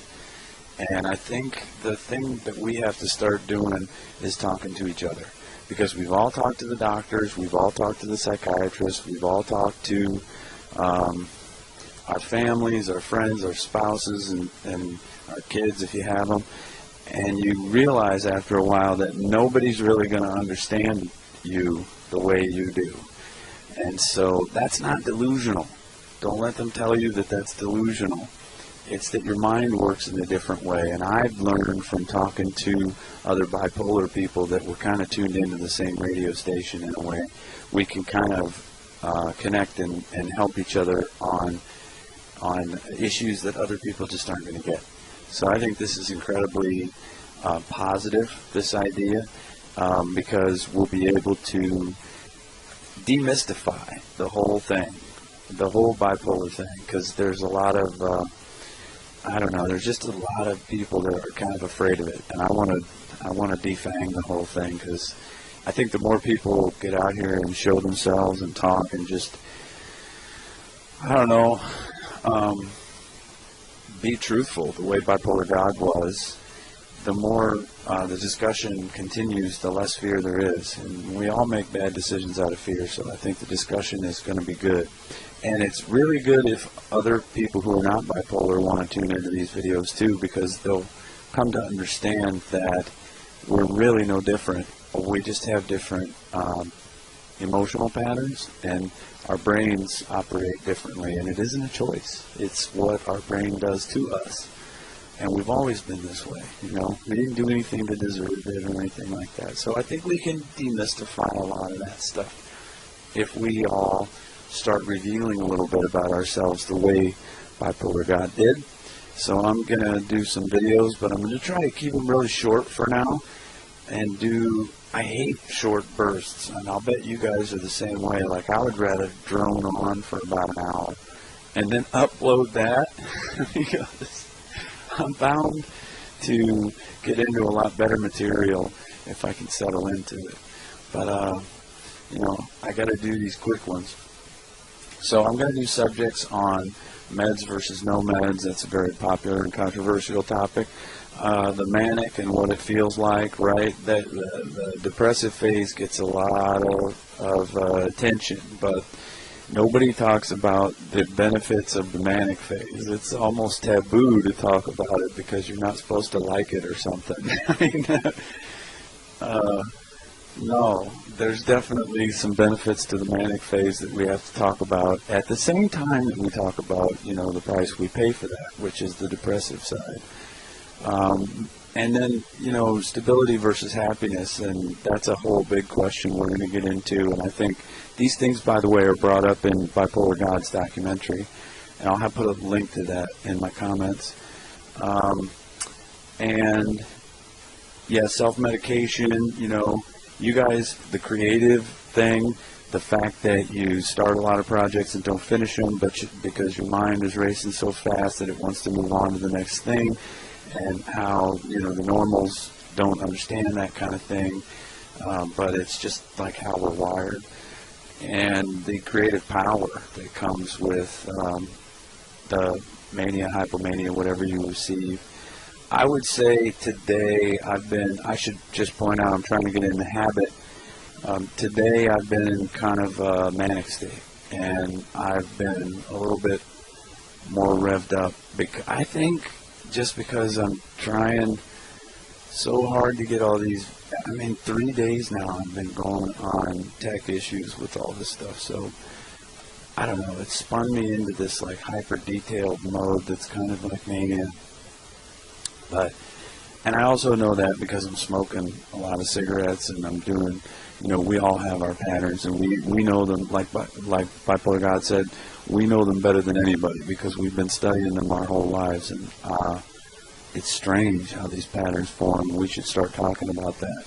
But anyway, I'm manic today, and I'm probably bouncing around a little bit trying to get these videos done, and I'm painting and doing some other stuff, using the energy while it's there, which is something I think all you guys will be familiar with, and you got to kind of capitalize on it while you have it. And so I'm trying to do a bunch of different things at once, and that makes us look like scatterbrains to most people. But I live alone, and so that's not really an issue for me, and I'm not some dark little scary person or anything like that because I live alone.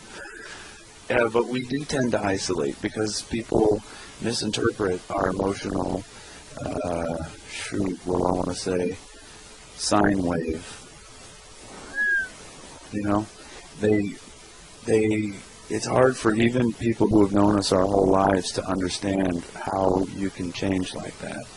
And we understand it because it's just what we've always been, and the world looks different to us. So I'm really anxious to have some of these conversations with a lot of people who have other things too. You know, maybe you have panic disorders, maybe you have major depressive disorder, but all these mood things I think are related. And I think that what we're doing in medicine is we're trying to treat the symptom, because it's a chemical imbalance, and so they think, well, let's treat that. But that is a symptom.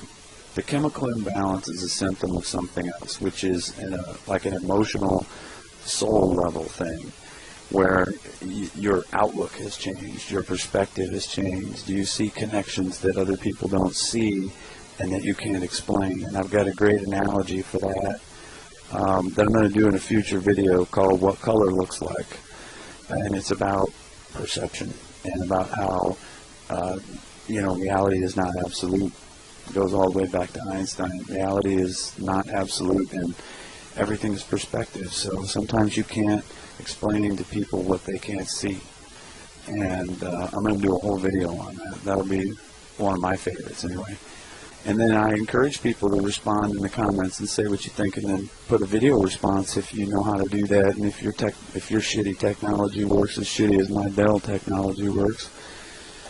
I mean, yeah, you already know, but try it and put something up if you can. The connectivity of this environment out here, social networking, the social architecture of the web is going to be really, really important in the new paradigm of how we as a society communicate. So get out here, and try it.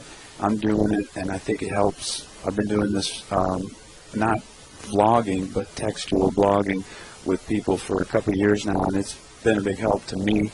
And I think this will be even better, because as a bipolar person, you know how important it is to see somebody's expressions in their eyes and things like that. So you will see all the things we have in common when you come. So that's it for now. Tune in, Bipolar Conductor.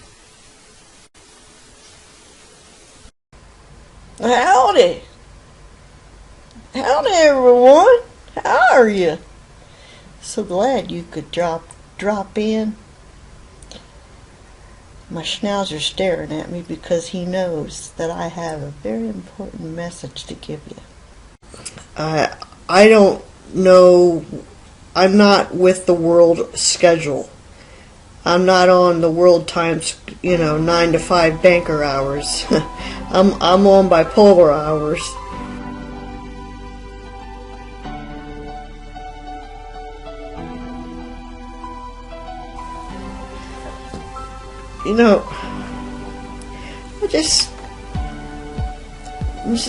I just wanted to say, I think it's really commendable. I think it's real commendable for you bloggers out there with bipolar, to come on here and be real.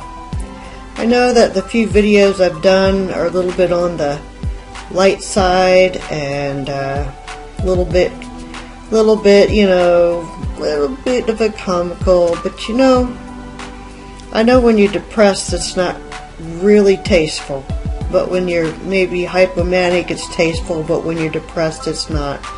And I know we can't, comedy can't always, I don't think it's comedy, but whatever it isn't always what you need.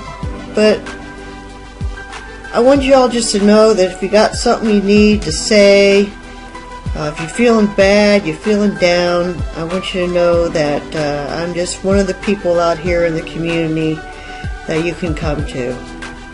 And I know that may not look like I'm really real, but I am. I'm very real. And lately I've been up at night. I've been just wanting to feed my brain with just like study everything, just feed my brain and feed my brain. I have been rapid cycling, just crazy. I know about mixed episodes, and I kind of know when that's going on because I can laugh and then I can cry, probably in the same paragraph, But this rapid cycling of spiking high, especially at night, and then just spiking low during the day, and there's nothing I can do to get out of it except sleep.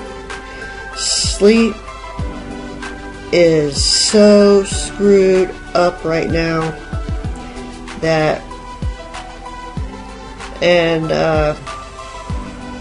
it is just, it's so unpredictable. It is unpredictable when I sleep. It's unpredictable when I can go to sleep, when I can have some time where I'm not sleepy.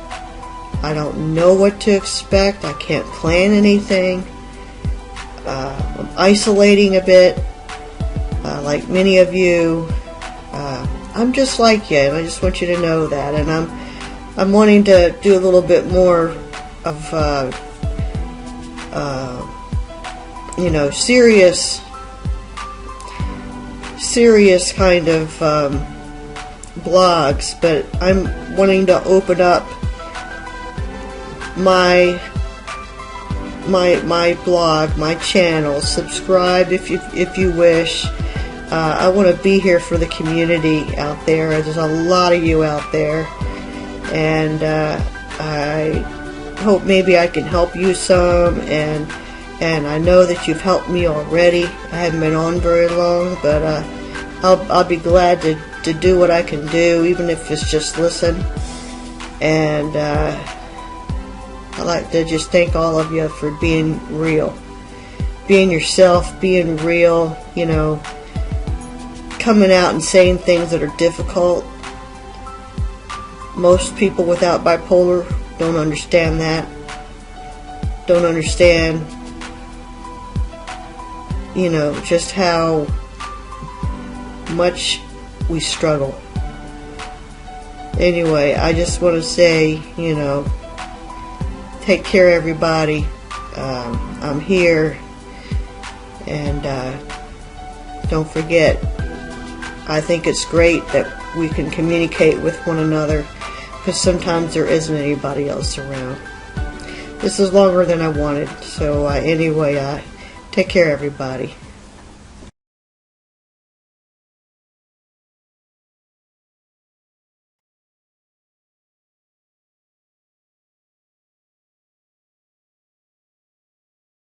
Okay, I joke about this whole med thing, but it really, really, really pisses me off, and that's why I joke about it, because I do not want to get all serious and start just foaming at the mouth. In fact, the whole idea of my channel and this page right now that I'm doing is not to rant about things or get people all riled up. That's the last thing that people with mental illness need. It's actually, I'm actually trying to get people to kind of talk and discuss things and share ideas of what works for them and stuff like that. If you take meds and you don't agree with me, you're not going to change my opinion. This is video number 14 in a 13 video back-to-back type thing I've been doing, because just it felt right. I could feel it in my heart. It had to come out to you, the people. I bet this video gets 4.5 views tops, and I bet 3 of them are people saying, "You shouldn't say that to people."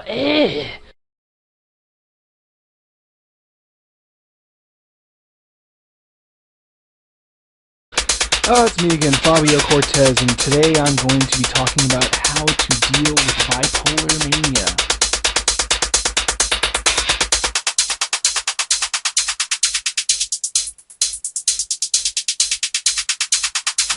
Let's find out.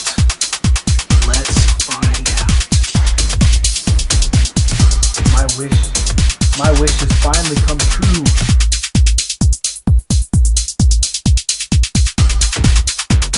Alright, we got Casio PT82 that I circuit bent, and it's awesome. I will never leave this giant bag of cheese balls.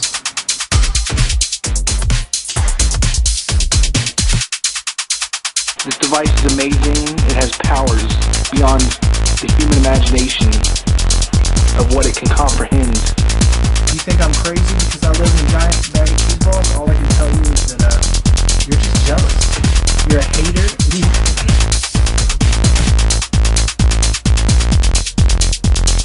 Here's my Zoom box.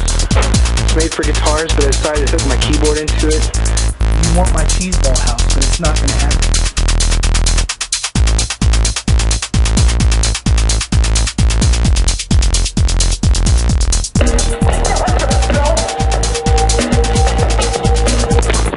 God damn it.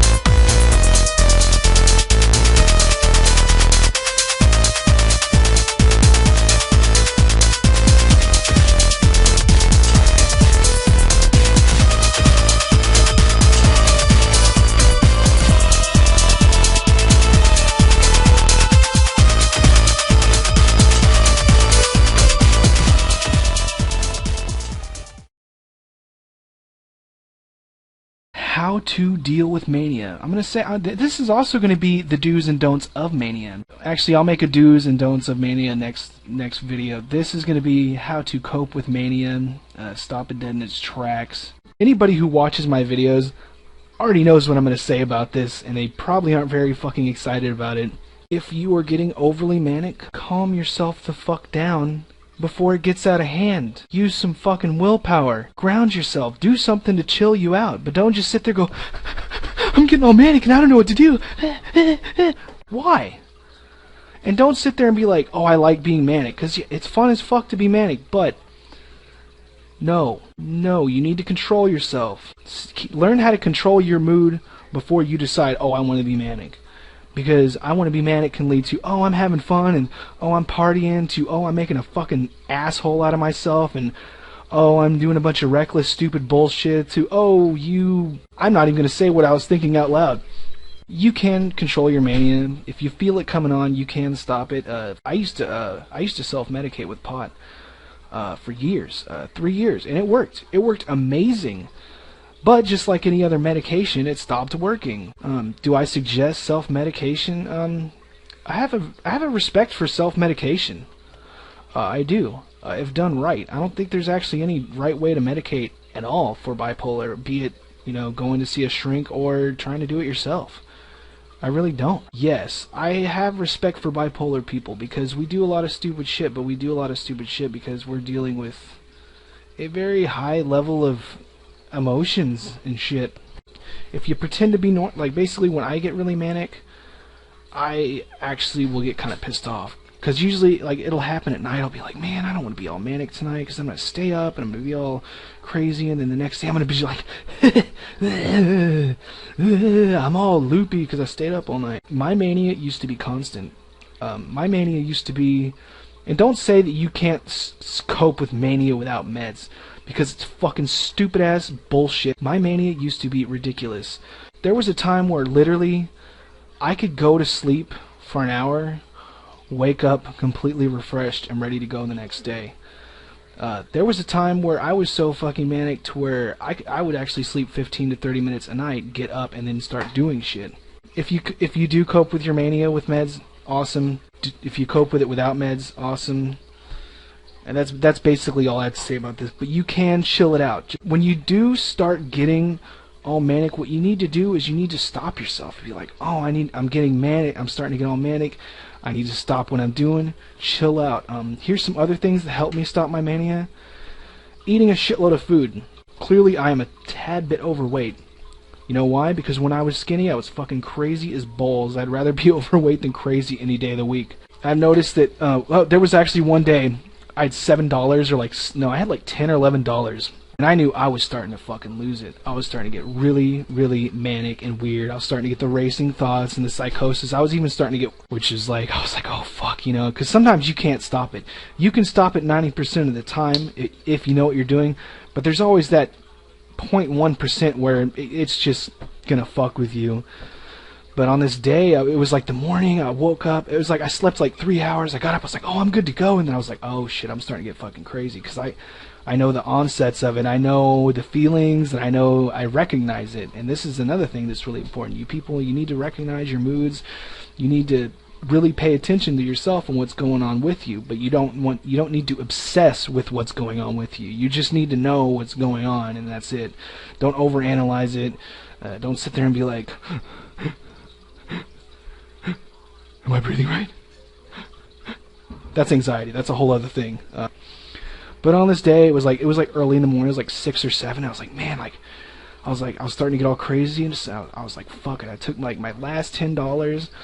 I fucking hauled balls over to McDonald's, and I just bought as many of those stupid ass sandwich biscuit things, those morning sausage biscuit things. I bought like 9 or 10 of those, man, and I brought them home, and I ate 4 of them. Psychosis, mania, all that shit just fucking gone, just because I ate a shit ton of food and it just calmed me the fuck down.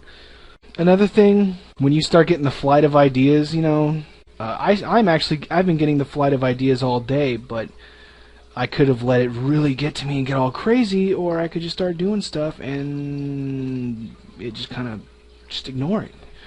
When your thoughts do get really fast, just you gotta lay down or go fucking chill out. Do what you gotta do. But fuck, I rambled so hardcore that I don't even remember what this video is about, and that's from the heart. And I'm done with this video.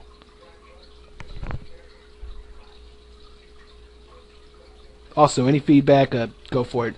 I love feedback. Alright.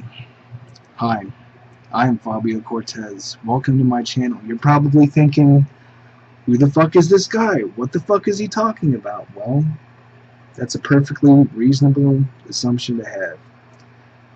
I really hate talking about mental illness because 99% of the shit I hear about mental illness is complete horse shit.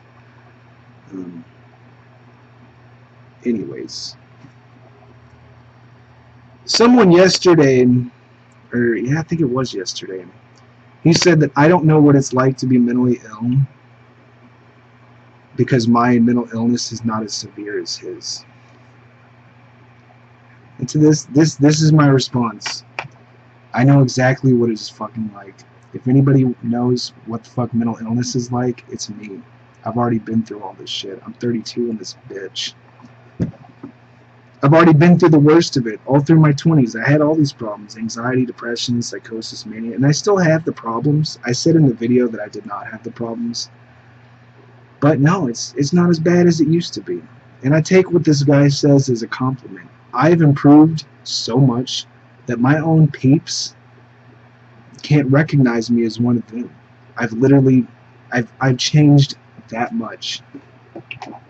That's how much I've improved. And I know that it's possible because I've seen other people improve. When all this shit started happening, well, I mean, this shit happened to me for years, but when it started getting really bad, there were people like, yeah, man, don't take that shit. They tried to put me on those drugs. Those drugs are fucking garbage. And guess what? Those people were right. And I was on the shit when they were telling me that. I didn't stay on it for very long because, I don't know. Call me old school. Call me fucking, I guess I'll just be the weird guy in the bunch. But back in my day, we took drugs to feel good. We didn't take drugs to run away from our problems. And we didn't take drugs that made us feel like shit. You get what I'm saying?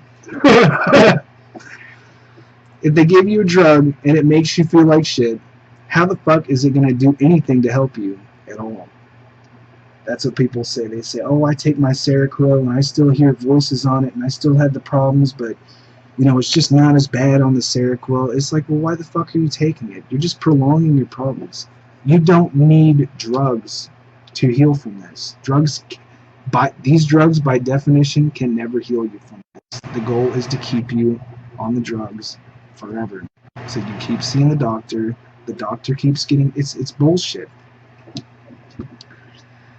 Psychiatric medications were created to treat a chemical imbalance in the brain, not cure it, to treat it. But here's where it gets even better. Chemical imbalance theory has never been proven, ever, and it probably never will be. And even if it was proven, it just shows that there's something going on, but that doesn't mean that you can't change it by just changing your outlook and moving on and moving forward in your life. You know? Just because you have like a chemical imbalance today, like say your dopamine's off, you know, according to bullshit squirrely theories and shit, that doesn't mean that you couldn't just chill out for a bit and take care of yourself, and then, you know, then maybe your dopamine wouldn't be off after a while. It's like if somebody takes, like, I'm not going to say the name of the drug, but if you take this drug too much, it'll throw off your serotonin and fuck with you for a little bit. You know, if you don't abuse the drug, it's not going to happen to you. If you take it all the time, then it's going to happen to you, and then you just need to take care of yourself and not take the fucking drug for a while, and then your serotonin will go back to the way it used to be. Your mind, your body, your brain, it wants to heal. Let it heal itself. When you take psychiatric drugs, you're running from your problems. It's no better or worse than trying to drink your problems away. It doesn't fucking work. It's just going to make the shit worse. You know? The way I see it, like in the best case scenario, medications are a necessary evil. And 99% of the people I see on medications, I don't think that they even need to be taken. They need to just deal with their problems. They need, like, literally, You need to confront this shit. You need to have depression or anxiety or whatever the fuck it is for so long that you can't take it anymore. To where the only way out of it, the only way for you to like escape it, is to change your outlook and move on with your life and fucking just fix it, whatever the fuck it is. Like, you need to deal with it. I think that putting people on these medications, it doesn't help. In the long term, it doesn't help. It just enables them to be a victim to their illness. I don't consider this an illness. You know what I consider this? I consider this as having an open mind. You have an unbound mind. Your mind can do this. Your mind can do this. It's up to you. When you unlock your mind, you're as only good as the thoughts you keep. And this is the thing that has become true for me numerous times for over a decade. That's how it is. When you unlock your mind, you're only as good as the thoughts you keep.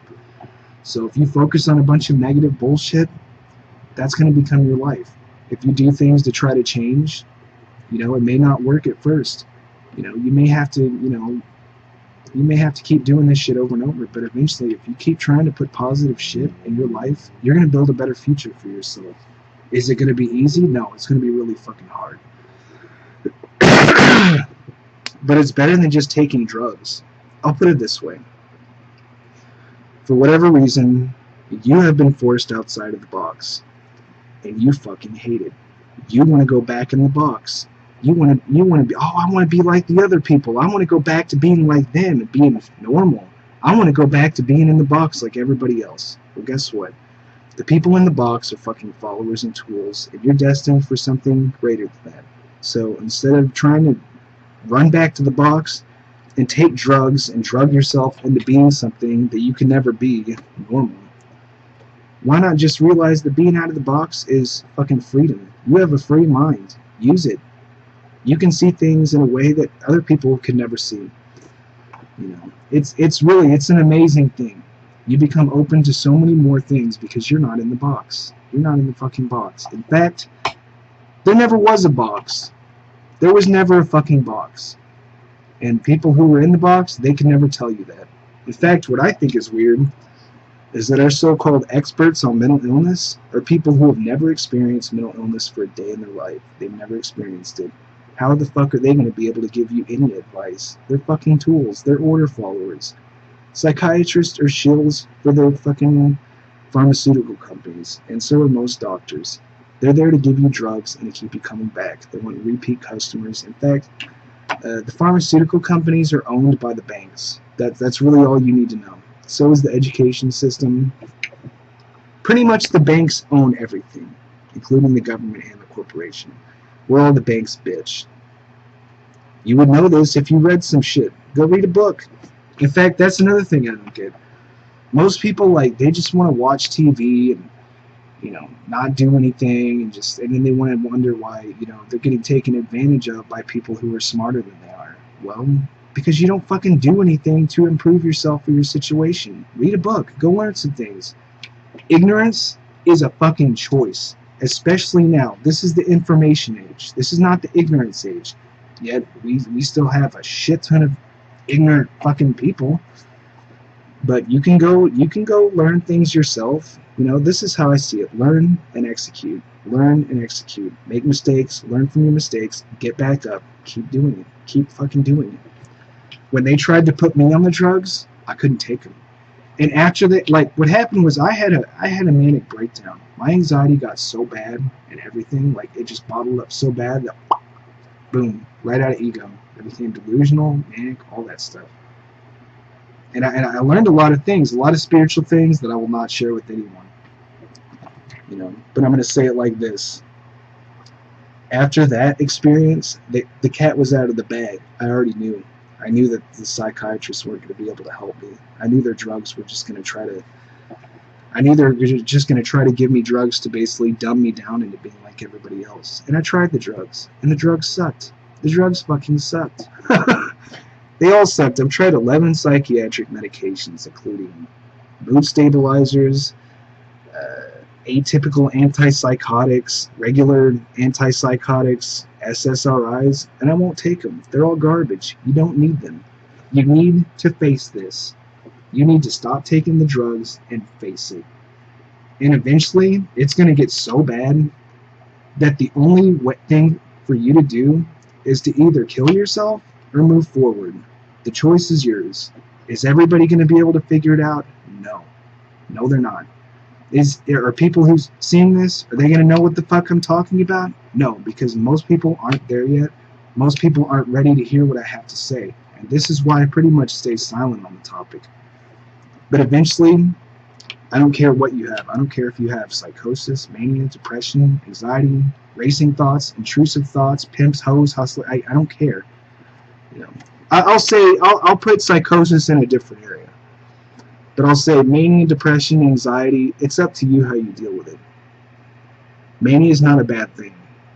You can do in one day of mania what you couldn't do in 2-3 years of therapy because your therapist doesn't know how to help you. Most therapists are fucking lousy. They cannot help you. Most of them are either order followers or they're just listening to you talk so they can get a paycheck. Really, that's what the fuck most of them are doing. Some of them can give you advice. Some of them can give you really good advice, but most of them, I would say it's the therapist's job to, I don't think they're allowed to give you a kick in the ass when you need it, but I think that they should. But I think that they should be able to point you in the direction that you need to go in, and that it should be up to you to execute and, you know, do that. And I'm not saying blindly follow what your therapist tells you, but I'm saying take what they say into consideration. And also, like, most of what your therapist is telling you, actually all of what your therapist is telling you is shit that you should already be learning about on your own. You know, instead of watching old episodes of Game of Thrones and watching the fucking Golden State Spurs game or whatever the fuck, you know, you should be researching, what do I need to do to fix this? What do I need to do to move forward? This is all on you. You know. And the same thing, anxiety, you know, depression, it happens for a lot of reasons. I know for a fact that chemical imbalance theory is complete bullshit. A lot of this is habit. It's a habitual thing. If you stay depressed for a really long time, you become depressed. If you it's whatever you focus on. You have an open mind. You want to focus on depressing shit, then you're going to be depressed. It's really, the choice is yours. If something fucked up happens outside of your control that fucks you up, it's going to take a long time to deal with that. But eventually, it's ultimately up to you to move on from that. And I know what I'm talking about here because I've had to deal with a lot of really crazy shit in my life. Even after I got better, shit didn't get easier for me. It actually got harder. I look back at the past few years, I've had to deal with a lot of shit. I have a 3-level spinal fusion because I carried like a fucking 200-pound TV down one flight of stairs and up another flight of stairs from like the 2nd or 3rd floor. You know, back when I was taking Wellbutrin, which made me really fucked up. I took Wellbutrin without a mood stabilizer. So if you think I don't know what crazy is, like, I know what the fuck crazy is.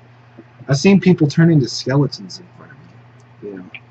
And I know, one of my friends told me, he said, most people don't come back from this. He said, you're one of the only people I've ever seen come back from this. Like, dude, it's easy. There's no other choice but to come back from it.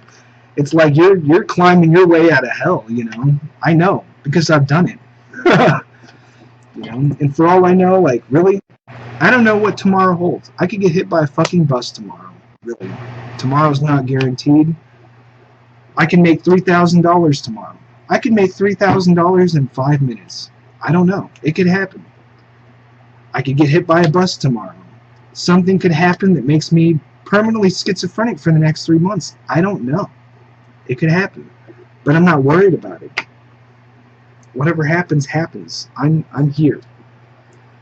You know, and another thing, a lot of mental illness, we hold a lot of fucked up shit from our past and we perpetuate it into the future.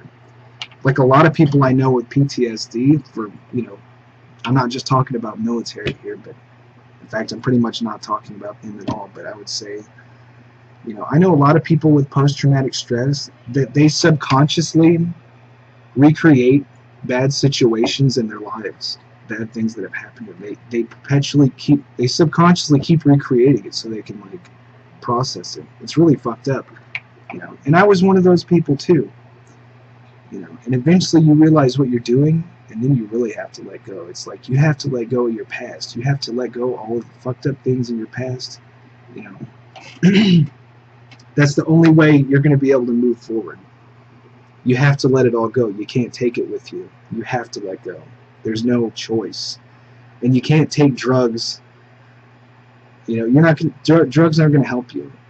It's just like you're taking something that basically lowers your state of consciousness to try to, you know, like, you want the opposite of that. You want to expand your consciousness. You don't want, like, you want it to be to where there's no little place in your head where you can hide from your problems. You don't want to hide. You want to confront it. You want to bring it on. You want it to come to the surface so that you can let it go. And that's why the modern psychiatric approach will never work. It's never going to work. And the people that are trying to tell you, the therapists, the doctors that are trying to tell you, like, what you need to do to get better, they don't know. These are average people. You want to be average? Take advice from average people. You want to be amazing? Take advice from amazing people. You know, the choice is yours, really. You have an unbound mind. You could be up here, you could be down here. You know, what I really mean here, you know, your anxiety, your depression, all that shit, you know, eventually your intrusive thoughts, your racing thoughts, you know, it's gonna be bad for as long as you allow it. Ultimately, like, you're the only person that can change these things about yourself. You know, it's like, guess what? You have a unique personality trait. You know, eventually you have to take responsibility for your thoughts. You have to take responsibility for your actions. I think people that blame their actions on their mental illness, they are really fucking up. Like, they are fucking up in ways that they cannot even understand. If I sat there and was like, oh, I fucked up and I did it because I was manic, you know, then every time I get manic, I'm going to do stupid shit. And I'm just going to be like, oh, well, you know, I was manic, so you can't really hold me. No, hold yourself accountable. Take responsibility. You know, people don't want to take responsibility for their actions. They don't. They're like, oh, I did something shitty. I'm not saying beat yourself up about it. I'm just saying be like, look, I fucked up. I don't want to fuck up like this again. So I need to readjust some things. I need to readjust some scripts in my fucking AI or whatever the fuck you want to call it. You know, outlook is a powerful thing. You need to change, like, you know, a lot of these people just have a really shitty outlook. I'm going to talk about psychosis for a little bit. I've had psychosis. I've had plenty of psychosis.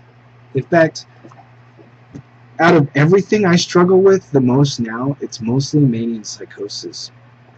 Psychosis doesn't scare me. I've heard and seen really fucked up things. I've heard and seen really amazing, life-changing things.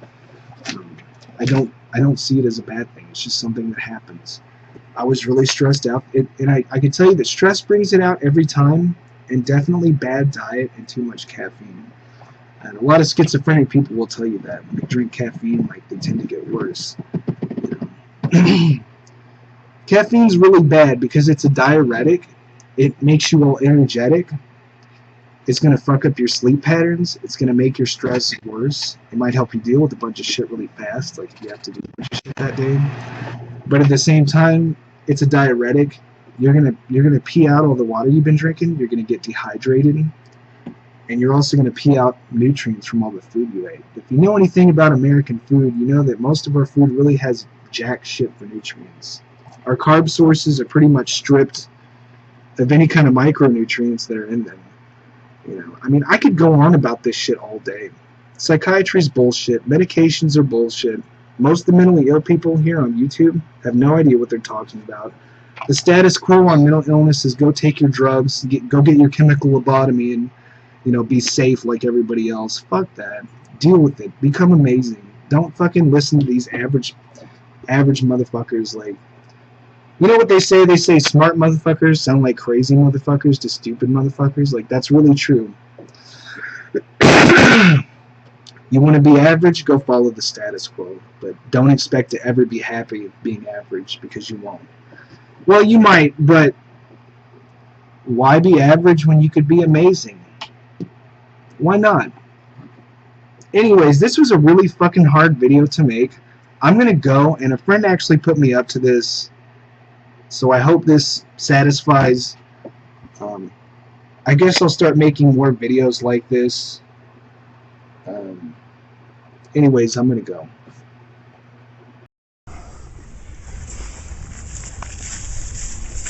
In case everybody's wondering, yes, this is real, and I will demonstrate that right now. That is a watermelon. Sticker to prove it was bought from the store.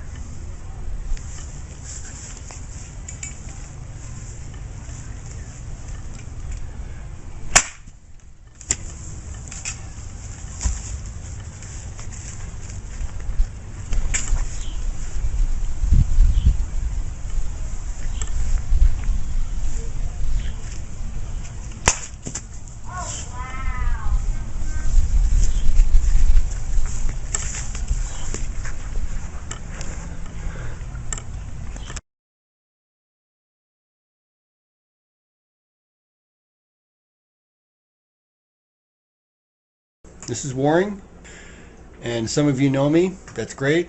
I'm going to share my views of the things I've done to tackle the problems that we all have as being bipolar people, or depression and anxiety, eating disorders, weight gain, weight loss. I'm just here to pass on some advice that I've learned throughout the years that have helped me out. I've been med-free since 2009, and I want to share my experiences to help you guys do the same if you choose to go that way.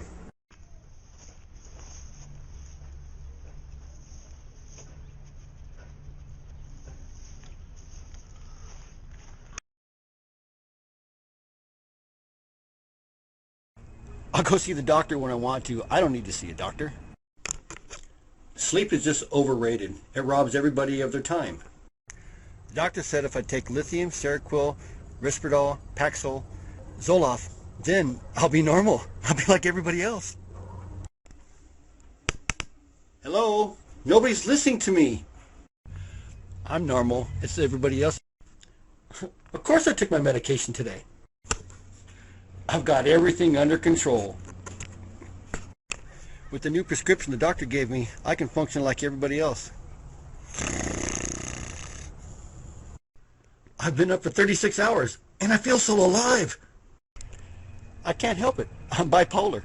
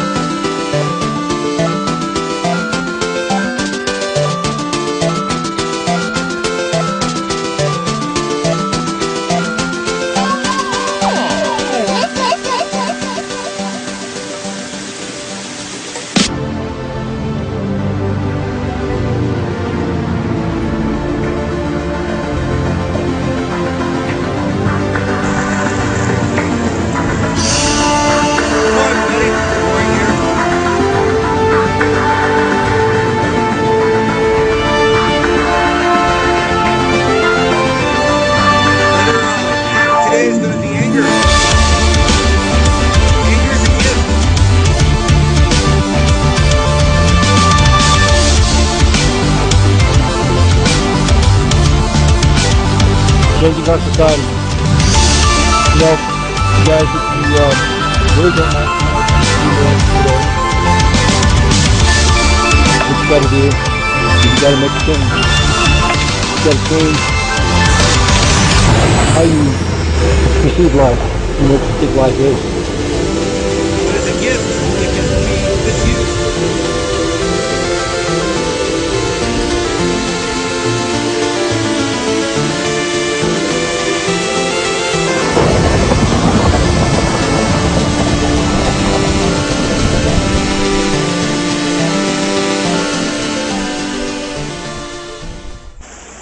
And that's the number one thing.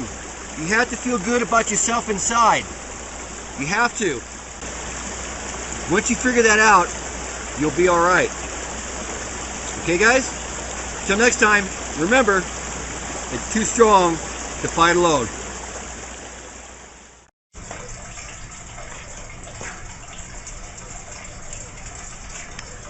Hello everybody, Warren here. Happy holidays, and I hope the holidays finds everybody in good cheer. It's very easy to be anxious, very easy to be depressed during this time of year because there are so many things going on, family pressures, pressure to buy gifts, pressure to go to parties. Just life in general is a big pressure because everything is all smashed and condensed into one big holiday that ends all holidays at the end of the year, which is called Christmas. During this time of year, it's very easy to get depressed because you have so many things that you want to do and you need to do, and you feel so pressured to do them. You get depressed because you know that you can't do them all, and you feel it's your fault. And it's not your fault, but you can't help feeling that way, and that's why you get depressed. And you're anxious because there are so many things to do, and there's either not enough time, not enough money, maybe the gift you want is gone, you can't find it in the person that's what they want, that they want that one particular gift, and if you don't get it, you're done. Well, I understand that, and that's what causes a lot of the problems that we have during this time of year. Plus, with the economy being bad, it doesn't help either. And if this holiday season finds you alone and depressed, please don't do anything rash. Don't do anything that would hurt yourself. You will find peace, and you will find happiness eventually. It may not be today, but don't do anything rash. It's not the end of the world. There are people out there that do care and they do want to help. You just have to find us. We're out there. So please, if you feel like you can't go on, please call any 911 emergency number. Please contact a doctor or physician, a relative, or anybody that you can to stop feeling anxiety and the despair that the holiday season will bring you. Please find help if you really feel like you can't carry on.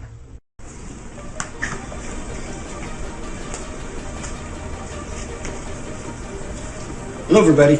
Today we're going to talk about couple things about what bipolar is and centering devices and a couple other topics on bipolar. First of all, bipolar is not a disease. I have seen videos on YouTube saying that bipolar is a disease, it's lethal to you, it can kill you. No, bipolar will not, I repeat, will not kill you. Now, bipolar will make you have thoughts of wanting to kill yourself, and that's why people commit suicide. It's not because they have a disease, they have a mental condition that stops them from having the correct thoughts. Bipolar will speed the brain up to go so fast that you cannot control thoughts that everybody has. Everybody has the thoughts that we as bipolar people have.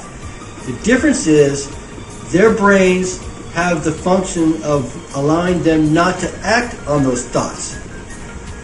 That's the difference with us, is we have the same thoughts, but our emotions are at a heightened state of mind to where we cannot control them.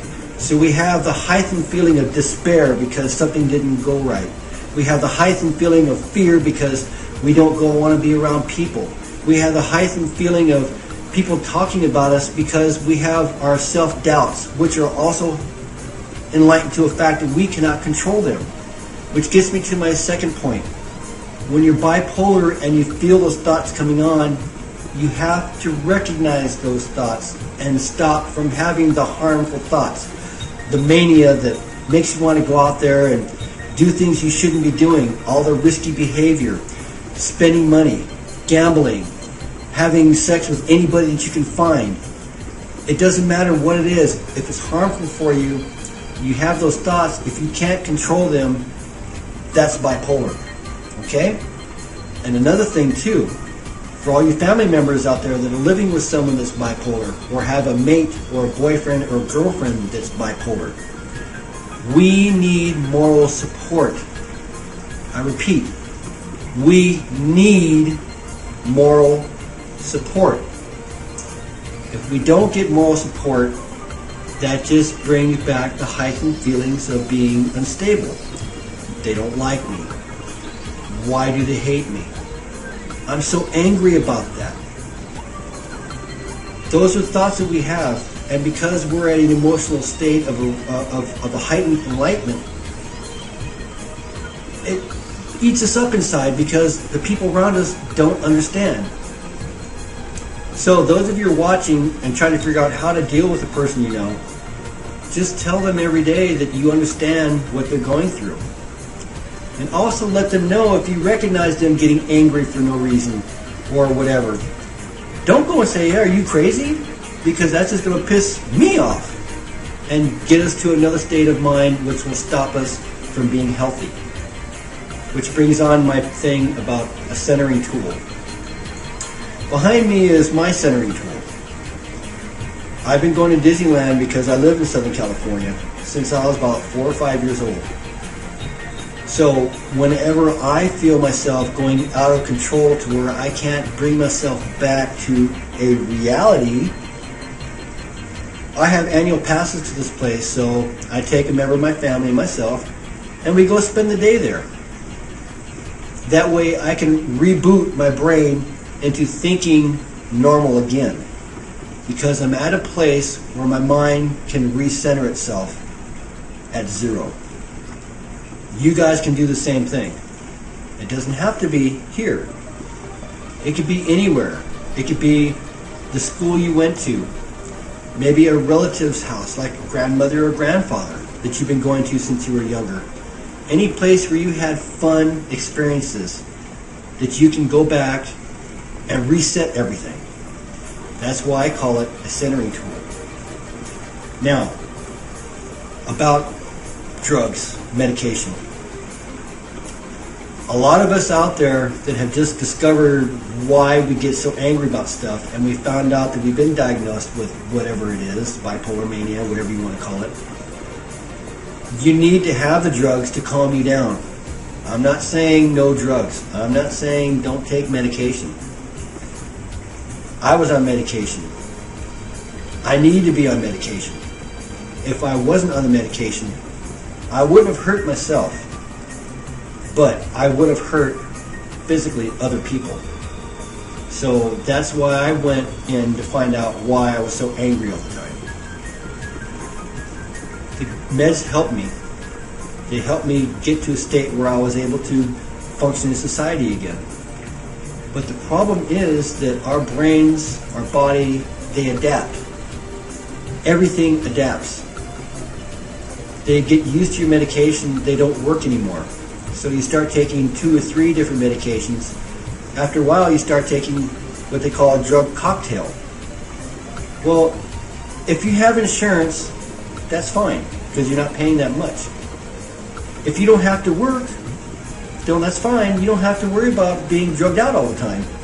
Being like a slug on the medication, because that's what it was doing for me. I was a walking zombie, literally.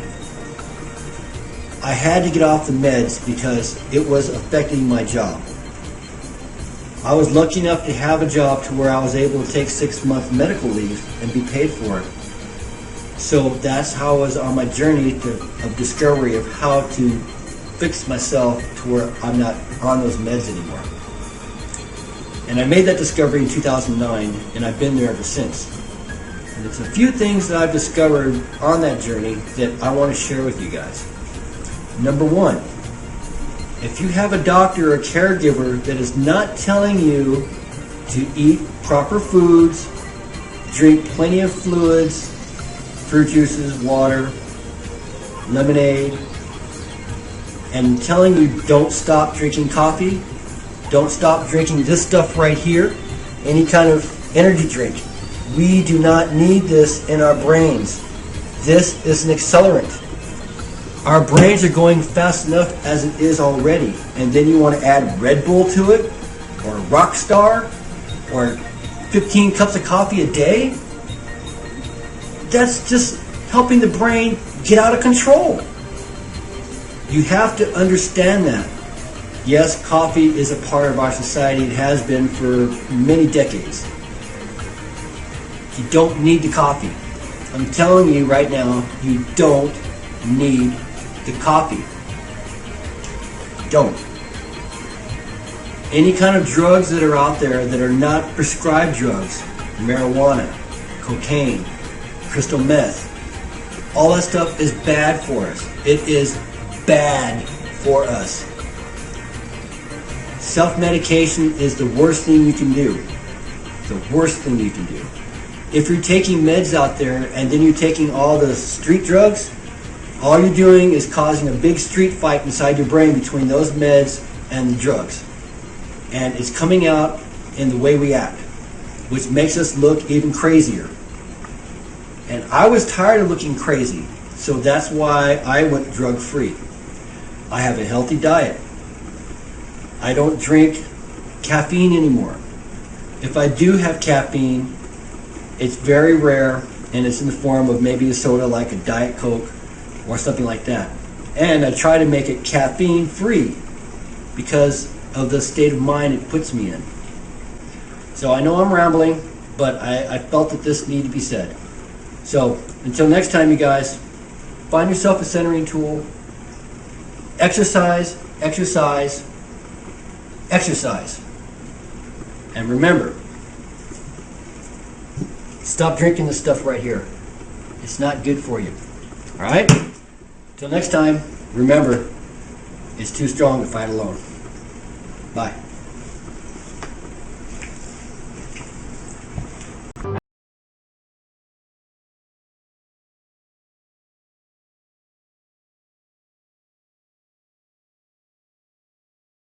Alright guys, today this video is a response video to, well, I don't know his real name, but I know his name right now is, and we had a conflict a while back ago. I kept bugging him on his videos and saying he's stealing my ideas, and I basically pissed him off, and he blocked me. But now we're friends again.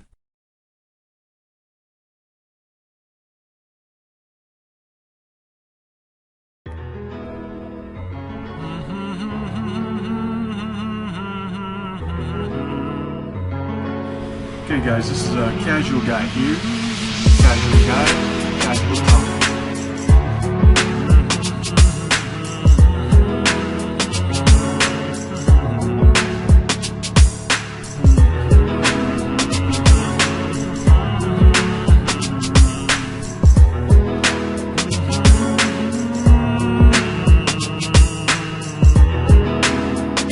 My body, it's a lot more energy saved.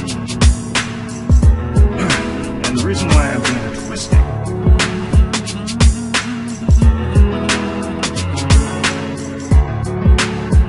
How I change how I move.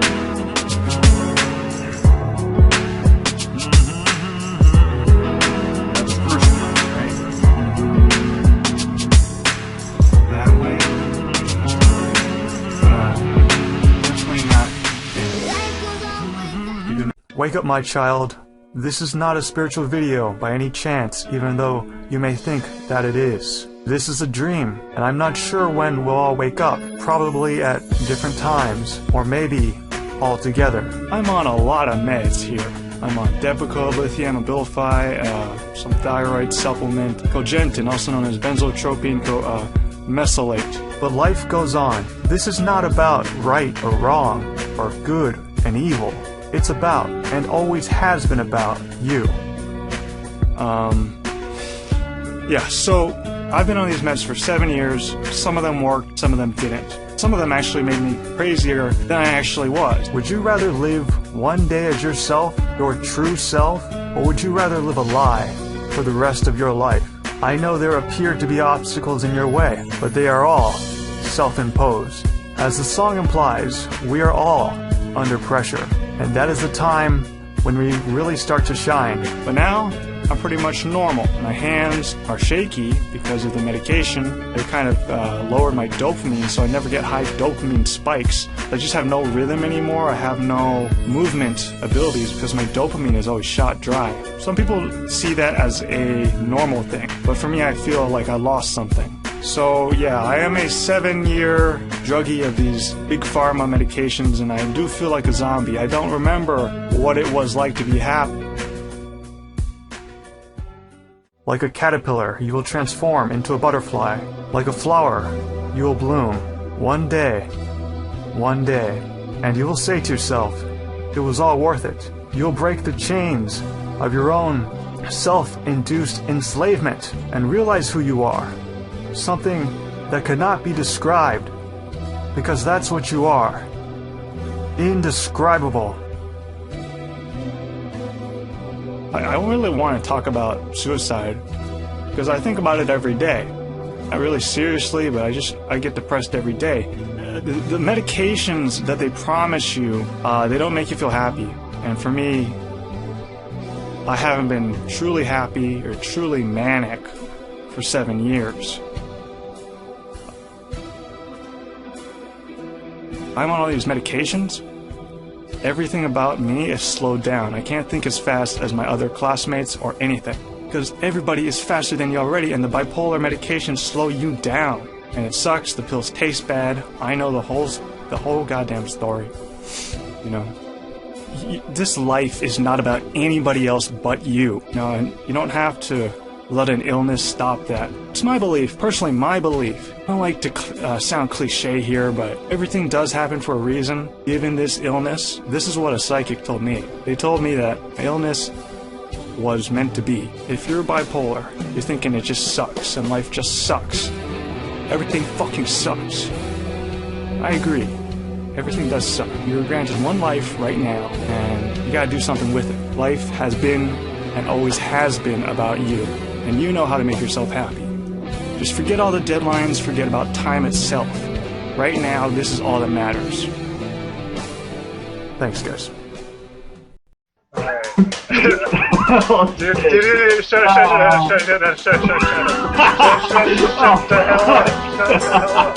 Your videos are so crappy anyway, this is going to be the best video that you have. I mean, do you have any videos that are going to be better than this one? Dude, I don't know why I'm laughing. This is fucked up. What are we doing?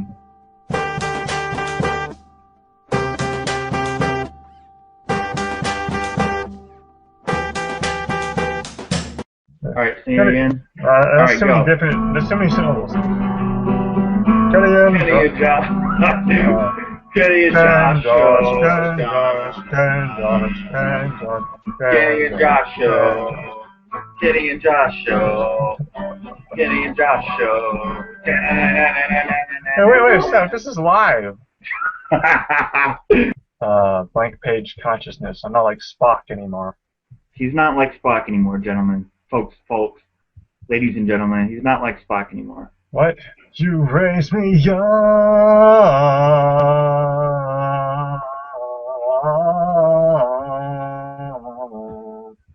to lean on. Okay, so Kenny had an incident last night. Kenny went to the hospital. Why don't you tell us about it?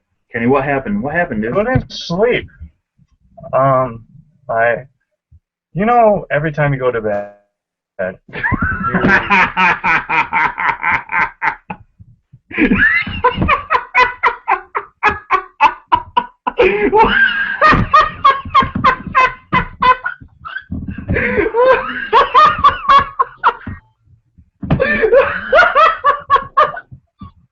Oh shit! Well, let's. Okay, start over. What happened last night?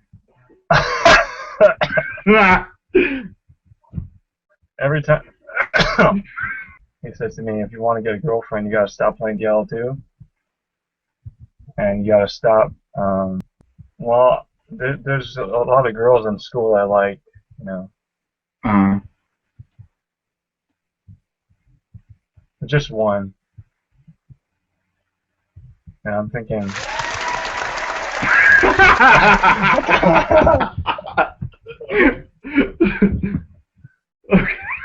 Jerkwad, my God mind, my oversoul consciousness, my blank page, my Spock, my zombiness. Okay. I cannot be stopped. I am an angel. I am Ezekiel, Castiel, Gabriel, Tyrael. Okay, calm down. I cannot sleep. I cannot dream tonight. I need somebody and always. Shut up.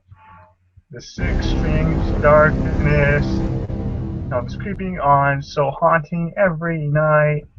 I need somebody and always. This. Oh, I thought you had a song. I thought you had a song.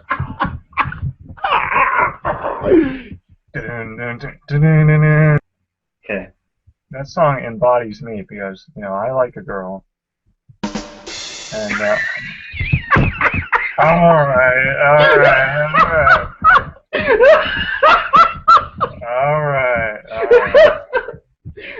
Okay, I'm sorry. Alright. Alright, let's go on. Continue the story. I like a girl, right? And that song, it's just amazing. Play that song right now. What song? Yeah. Hello there, the angel from my nightmare, the shadow in the something from the morgue. I need somebody and always, this sick strange darkness. Will you come home and stop this pain tonight? Stop this pain tonight. I forgot there's 2 choruses, but stop this pain tonight.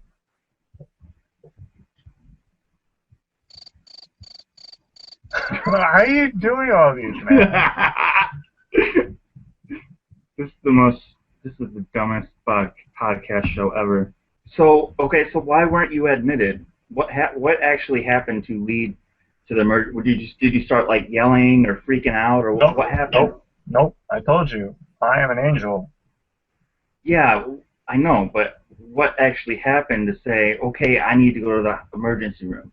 I went up to my dad. I said, Dad, I can't sleep, and I know Yada Bear is going to hallucinate me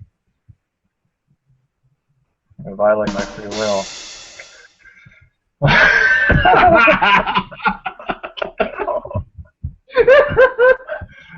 You are an asshole.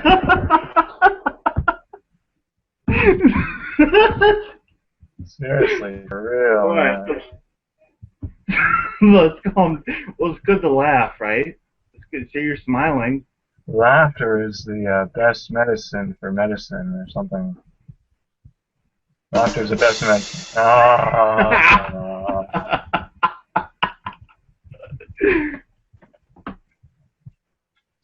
Yes. I am Spock. We call it the Return of the Angels. No.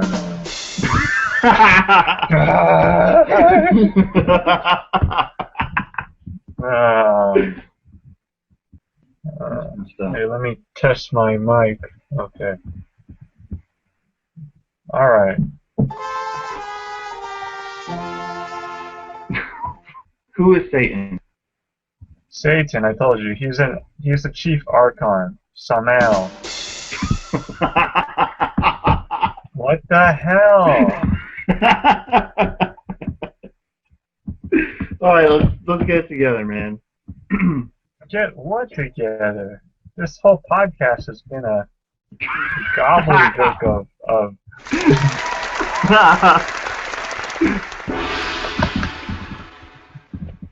oh boy. This is the lowest of the low.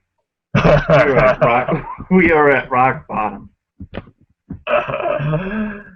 And right before he said, "I am nothing," he blasted Keanu Reeves with a like a Kamehameha, and it hurt Keanu Reeves inside. Now, the true creator, the prime creator, is so prime. He is so powerful. He can create anything. However, Yaldabaoth can only copy Samael. Oh. The aliens told me. I actually had. It's like, boom! I have these wings. I'm heavy now. No, well that is true. That is true. We all come from heaven. We're little dots. How do you, okay? Does anybody want to know how to sing? This is how you sing. Okay. What's the lyrics again, dude? Yeah. You are one dot. That is how you sing, one note at a time. If you vision yourself as 0-point consciousness, God, I'm just lying to myself. Just go. Yeah, I don't know what you're talking about. Go. Okay.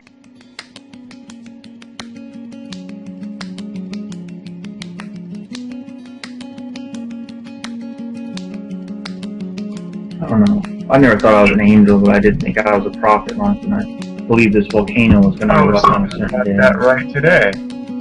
Huh? I was thinking about myself being a prophet right today. I mean, a prophet, Jesus Christ, angel. It's all the same gusto, or light sider, or high above, that type of thing. Well, we're definitely both light side, you know. I think we both definitely fight off the dark side, and you know, obviously. I mean, why do we make YouTube videos? We try to help people. We try to reach out and communicate our thoughts and ideas and all that. Yeah.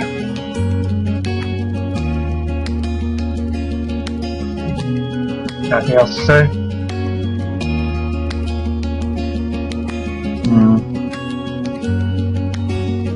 I don't know. I just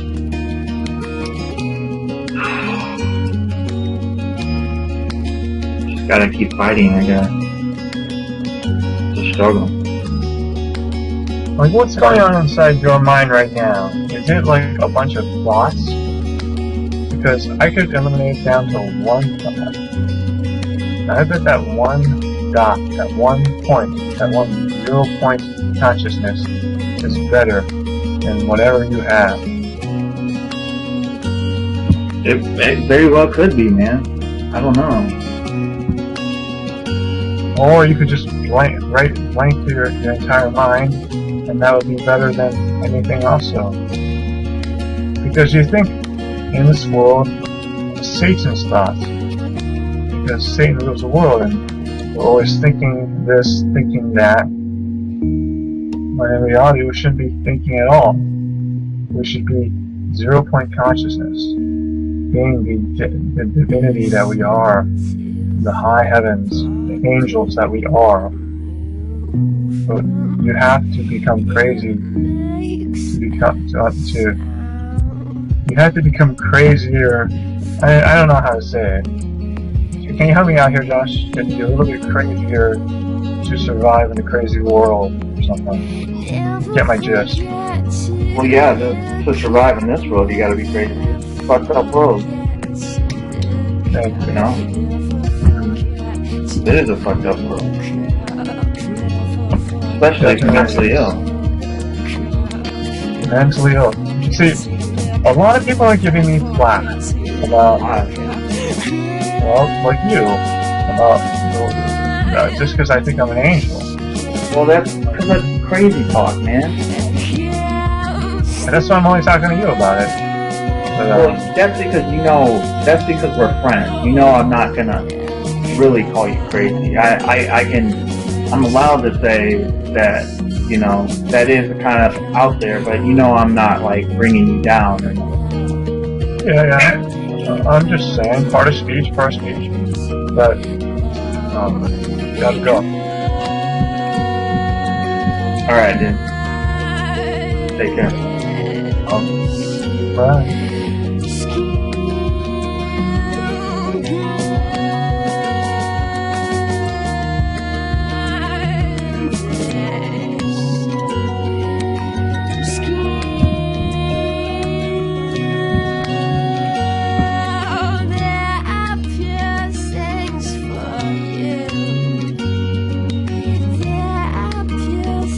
So here we are. In this world, in this life, what are we doing? What are we doing?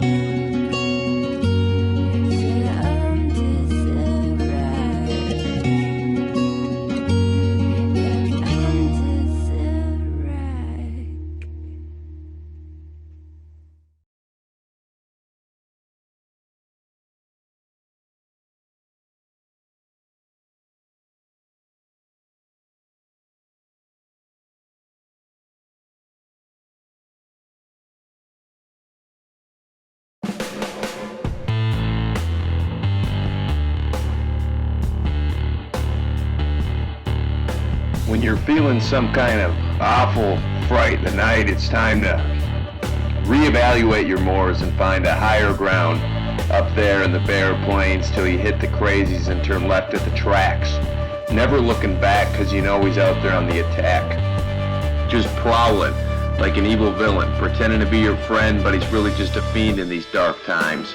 Because when the rhymes stop, and it's just me and you sitting in a church pew praying to the Lord and cursing the other, I've got to forget my druthers that bother my mother and send chills to the bones that echo through rods and cones that make up the roads to the ether highs of mad times and quick women that want to suck and leech at the power channels that string like a loose noose around my neck with veins bulging in every which direction. Even though I'm not a strong man, I do have a nice tan and my jaw's tough, so go ahead and hit me in the face. You won't send me to space, brother. I'll look at you in the eye and say hi. Won't you do that again for me, friend, because I didn't even feel it, much less see it. And then I cackle like a hyena as you run off wondering what kind of wild creature you had the audacity to strike in the nose. Go throw on those Bose earphones of yours and crank up the dark side and see my smile on your eyelids extended wider than the Nile. This might upset the bile that leaks in your stomach and send shivers to your toes. Better throw on some shoes and keep running, because I'm coming faster than the Hogwarts Express, you fucking mess. Pick up your bootstraps and go before I trap your soul in my palm and laugh like a maniac hack and slap you on the back, field attack. If this sounds angry and you want to stop, realize, my brother, that I'm about to pop out of the trees and take you out of the knees. It'll feel like 1,000 bees stinging, but they ain't making honey, no, they making mincemeat money.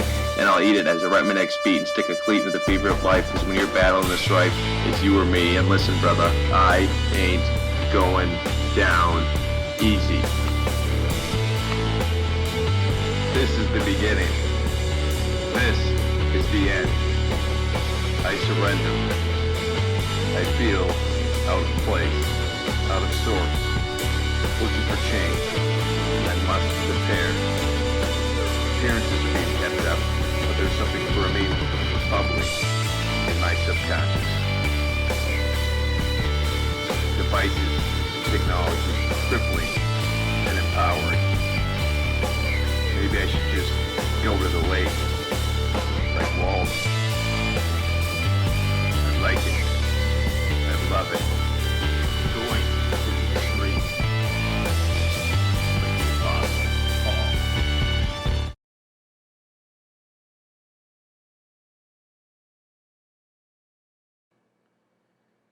Hi there, folks. Last night I did a segment where I kind of showed how I take medication, what medication I take.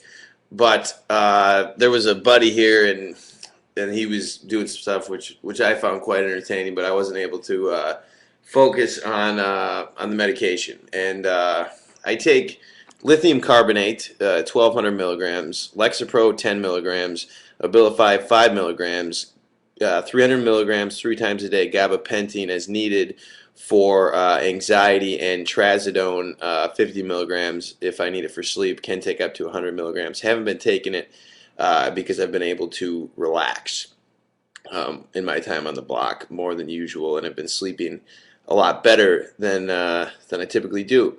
So here is the lithium carbonate. It comes in a bottle like this.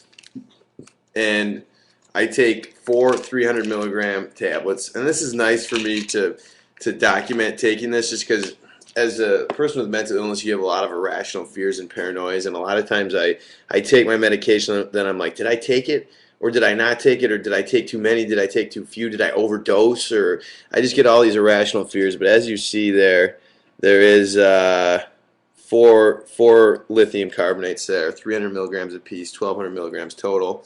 I'm going to take those right now.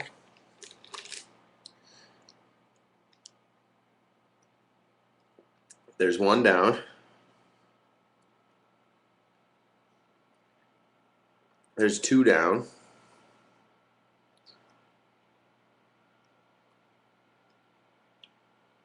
There's 3 down. And 4 down. Voila. The lithium has been taken for the evening. I'm going to I pulled up the Wikipedia lithium page, and I'm going to read that, but first I got to take my other ones. So then we got the Abilify, which I have bipolar number 1 with psychotic features, and this Abilify is supposed to control the psychotic features. They wanted me to take something else, but it had really bad side effects, and I didn't like it, and apparently can cause diabetes and some other shit, so I was like, oh, fuck that. So now I take Abilify, which causes a bit of akathisia, kind of short for wanting to crawl out of your skin, but I don't take a ton of it, so I don't get too much of that. I've had akathisia really bad. It's a terrible feeling. So we got the Abilify, it's a little blue one. And then we got Lexapro, which I'm in a big concern about because I did some research, and apparently antidepressants in general, I started taking this when I was like suicidally depressed. I shouldn't say that word because it scares a lot of people, but I was super depressed after I got a month or two after I got out of the psych ward. So they put me on an antidepressant, and it can cause mania, and they're supposed to be really careful. And my shrink didn't seem to know much about this. And so, I don't know, I'm still taking it, but it's something for me to think about and discuss with potentially a new shrink, which I'm looking for. Sorry, old one. I hope you're not watching this. He's a good guy, though. Can't name names.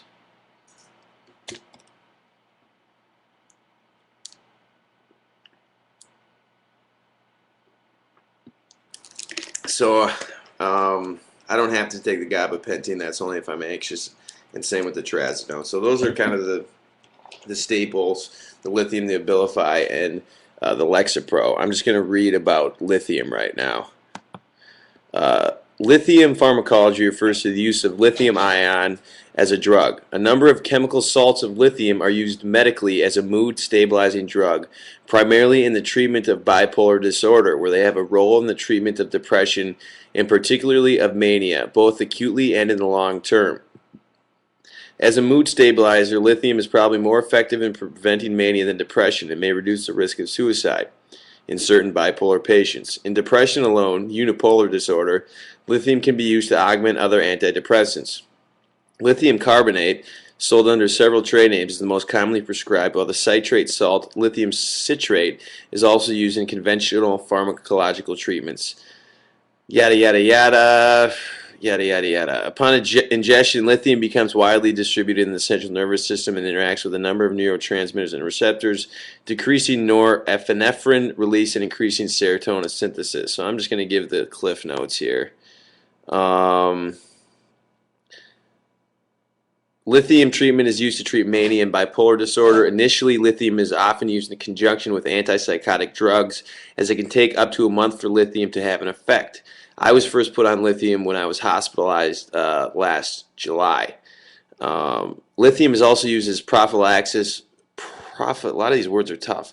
Prophylaxis, I don't know, for depression and mania and bipolar disorder. Lithium is sometimes used as an augmenting agent to increase the benefits of standard drugs used for unipolar depression. Those who use lithium should receive regular serum level tests, so you got to get your blood drawn, and should monitor thyroid and kidney function for abnormalities.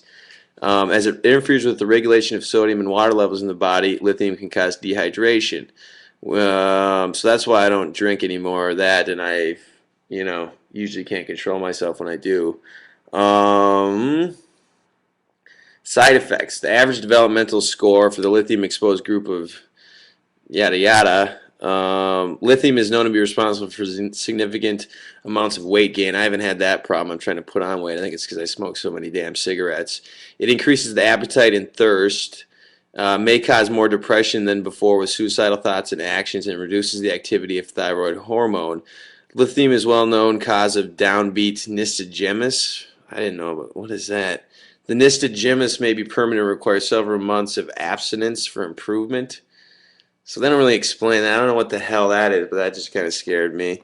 Lithium is also a teratogene, causing birth defects in a number of newborn babies. You can overdose on it. It's fucking scary taking this shit, but apparently it prevents me from going back to the psych ward. So, Well, yeah, now I'm a little distraught, but that's lithium for you, I guess. That's a review of lithium. It's been around since like the 60s or 70s to treat bipolar disorder. I'm hoping they come out with some magic bipolar pill, but until then, the folks who have bipolar 1 are generally on lithium or Depakote. We will go into a study of Depakote sooner than later. But medication, I've been taking it for 3 or 4 years. It's just become a part of my life. I take my meds before I go to sleep. Half the time I'm like, why in the hell am I doing this? But I keep taking them. I'm thankful for them at the moment because I think if I wasn't on them, I'd be, extremely manic because I'm a bit hypomanic, although it's hard to tell because a lot of times I'm just over-caffeinated. Bipolar people aren't even supposed to drink caffeine, but I'm getting pretty tired. I've been sleeping well. I think I'm going to go to bed pretty soon. Friend or two might stop over and play some music. We will see. Wrapped up day 12 on the block. We're going into lucky number 13 tomorrow. Hope all is well in your life. Sorry about the previous video. The sound wasn't working on it, but I'm sure I didn't have anything too important to say. Signing off, Nick Hansen, Johnny Butters, American Narcissism. Have a great night.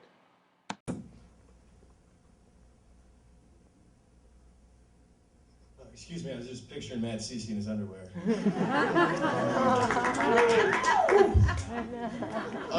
Yeah, I'm a little bit, my chest is really pounding. I don't know if it's that good coffee or what. I'm a little nervous. I've talked to my camera a lot about mental illness and bipolar disorder. I haven't, and my shrink, of course, but I haven't talked to people, a bunch of them. So I guess I just kind of want to give an overview of what bipolar disorder is and then follow it with just a little bit of my experience because kind of my worst time at this, when I was hospitalized was during the filming of Lamb and Fuse kind of midway through, which wasn't great timing. But bipolar disorder is a brain disorder that causes unusual shifts in mood, energy, activity levels, and the ability to carry out day-to-day tasks. Symptoms of bipolar disorder are severe. They are different from normal ups and downs and can lead to damaging results. Lost relationships, and suicide, which is a scary thing, and which Jessica talked quite a bit about. In the late teens to the early adult years is when bipolar kind of comes into fruition. That's kind of tricky because you don't feel like the same person you were when you were a kid when this stuff starts happening. You feel completely different, and people, who knew you then, you feel like they don't know you now. So it's pretty bizarre. Long-term, it is a long-term illness with no cure. I'm waiting for the magic bipolar pill to come out. It should be available in 2030, but it's got to be managed. It's characterized by mood episodes. Manic is one side, and that's, you feel high, jumpy, wired, fast talking, little sleep, engaging in risky behavior, and then there's the depressive episodes, which Jessica covered very well. And within the mania and the depression, there's a varying amount of degree of severity. With mania, it can range anywhere from psychotic, which can include hallucinations and delusions, to hypomania, which is more of just an elevated mood. I've been reading this book called Manic Depressive Illness by Kay Redfield Jamison. You might have read her book, The Unquiet Mind. It's kind of she's the foremost expert on bipolar disorder, and she also happens to have it. And these are just a couple of passages I picked out. Manic depressive illness magnifies common human experiences to larger than life proportions. So it's not that you're experiencing different emotions from other people, it's just that you're at times experiencing them to a greater level of severity that can make day-to-day tasks difficult. To those afflicted, it can be so painful that suicide seems the only means of escape. 1 of every 4 or 5 untreated manic depressive individuals actually does commit suicide. Principally, it was the discovery of lithium that galvanized the treatment community, instilling new hope among clinicians, their patients, and the public. This is kind of my favorite one. It's biological in origin, yet psychological in expression. So it's pretty crazy that there's these little neurotransmitters misfiring in your brain can contribute to all these, in mania, outlandish behaviors, and in depression, you know, badness. Even lay observers may recognize that the illness is at times accompanied by periods of creativity, productivity, and high energy, but at other times by profound fatigue and apparent indifference. Finally, the lethal nature of this illness cannot be overemphasized. It is true that 60% of, about 60% of people with bipolar disorder do suffer with a commingling substance abuse problem. I'm no different, I'm in the majority there, but not anymore. So just to kind of get into my technical diagnosis, I have bipolar affective disorder number 1 with psychotic features. I kind of cringe a little bit at the psychotic features part because it makes you, psychopath or whatever. But basically it just means when I was really manic, I was hallucinating, delusional, thinking I was Jesus Christ, thought I was building $1 million empire, that kind of thing. Pretty standard everyday fare. So I started experiencing the kind of manic and mostly manic stuff in college. And when it first starts, it's really pleasant. You just have an elevated mood. I was initially diagnosed with generalized anxiety disorder and was prescribed Prozac. And if you're just taking Prozac and you have bipolar, it can bring out these manic tendencies that exist, but maybe would have waited a little bit to come out. And I definitely started having that, and I was just very elevated, and it didn't hurt though as much then because I had tennis and school to keep me busy. I shot and acted in 2 features in college, but it led me to kind of crazy ideas, starting underground fight club, taxi services, started filming myself all the time, which is how this Johnny Butters thing originated. And Johnny Butters is simply my manic high alter ego. It's when I don't really feel like me, and that's Johnny Butter. Yeah. So I graduated, and without any major crises, other than I tried driving down to Texas in my senior year to try to follow Obama, McCain, and drop out of school, and it was like 3 in the morning, and my parents turned me around, and yeah, so that was my only crisis situation. At this time I was bipolar, not otherwise specified, because I still hadn't had a complete manic breakdown, followed by depressive episode, which is what bipolar 1 is. But I then graduated, and I was really struggling. I was kind of just floating through. I was working on a lot of film stuff, but kind of just really struggling. The drug and alcohol abuse got worse and worse, until I was working on Lambent Fuse, and I had worked for a guy from LA for sorry with all the ums, I can't help it, but I worked for a guy from LA, and he let me use his studio because he felt bad because he didn't pay me very much. And so I had this huge studio, and you don't want to give a guy in a manic episode a huge studio to just play around in, and it kind of turned into the Truman Show in there with a lot of the people, in the cast and crew made their way there a time or two, and maybe more than a time or two. And I was hiring bands that I didn't have money for. I was sleeping an hour a night, at maximum.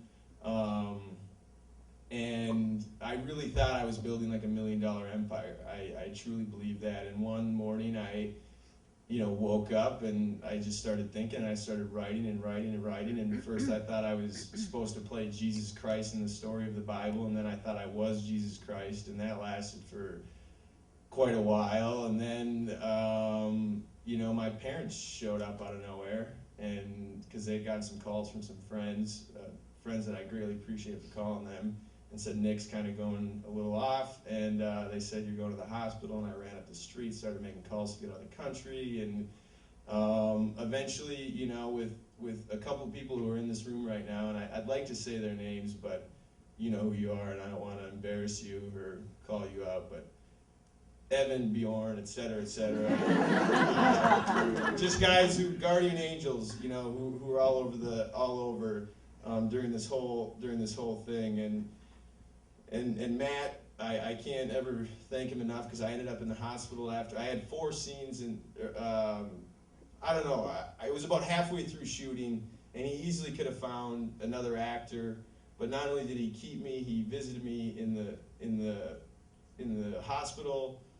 Zach Nelson, the DP, who's just been in my corner since I met him on his short film, visited me, and so many people, and I couldn't have, you know, and that's the thing that I feel so lucky about. Yes, I've got bipolar disorder, but I've got so much support. It's crazy, and you got to feel for the people who are homeless or can't afford medication. Those are the ones who are really, you know, at risk for not getting better and not recovering, and that's something I'd like to kind of talk about. You know, I got out of the hospital and things were pretty good. I was still manic. I was on lithium now though, so things kind of started settling down. And then out of nowhere, I just got really, really depressed. You know, what goes up must come down, and I couldn't get out of bed. A lot of suicidal ideation, and once again though, the family, the friends, and I kind of, all of a sudden, my shrink kept telling me, you're gonna get better, and then one day I was like, today I don't feel completely hopeless, and then the next day was a little better, and the next day was a little better, and the next day, and now here, it's pretty good today. And so I guess what's important for me is, you know, acceptance. It took me a long time to accept that I had bipolar disorder. It took, you know, after I got out of the hospital, I still didn't really, I'm like, well, maybe it was just, you know, who knows. And then when I got really depressed, I was like, well, that happens. And finally, I was just like, I got this, you know, so quit pretending and just do something about it. So, you know, I take my meds. I go to see my psychologist, who helps me a lot. Just learning how to be in tune with myself. You know, how am I feeling right now? Am I up? Am I down? What do I need? You know, something that I was too busy to do before, too high or too whatever. And that brings me to another point. You know, sobriety is absolutely crucial. The fact is, I love being high, but I can't, you know, it's just, I can't lead a productive life that way. And so that's the number one thing for me, is to stay sober. And with that, good things will happen. Without it, you know, it's gonna go to shit. Lithium compliance, I wrote that down. I don't know why. I gotta take my lithium. I'm wrapping up. Trying to kick the cigarettes and coffee. Those are my 2 addictions now. But I'd just like to say a final thing to my parents who are here. I'd just like to thank them so much, because I have the opportunity to do it here. I've kind of put them through hell, and I don't know, we made it. So thank you, and I'd like to close, and thank you all so much for coming, and I don't know, I just, I feel the love in this room, and Hunter S. Thompson said, my favorite quote, when the going gets weird, the weird turn pro.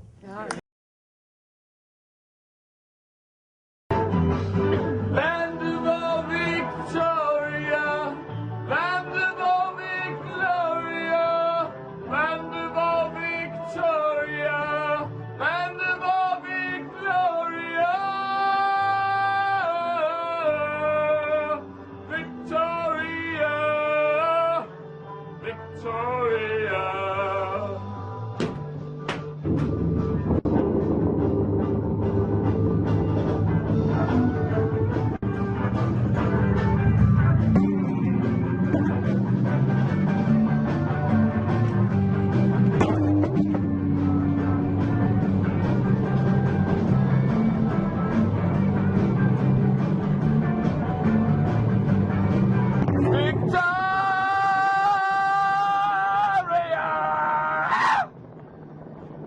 Victoria! Victoria! Victoria!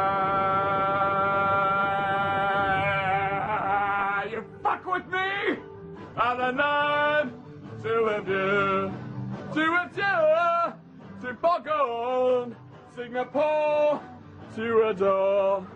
From the west to the east, from the rich to the poor, Victoria for them all. Victoria!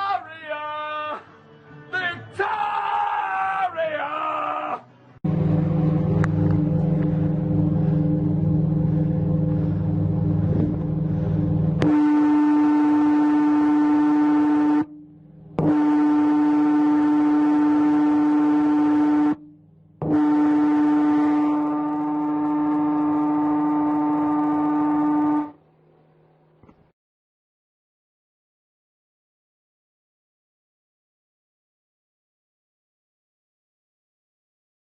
Time to come.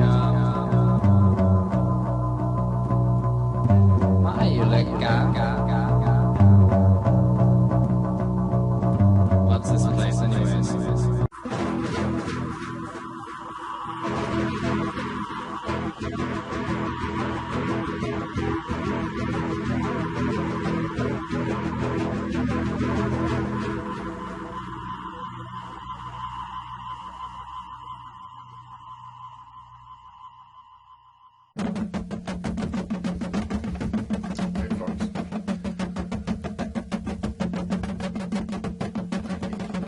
Sunshine, what a day to take a walk in the park. Ice cream daydreams till the sun then comes a blanket of stars. What a day for picking daisies and lots of red balloons. Sunshine, what a day for take a walk in the park. Ice cream daydreams till the sun becomes a blanket of stars.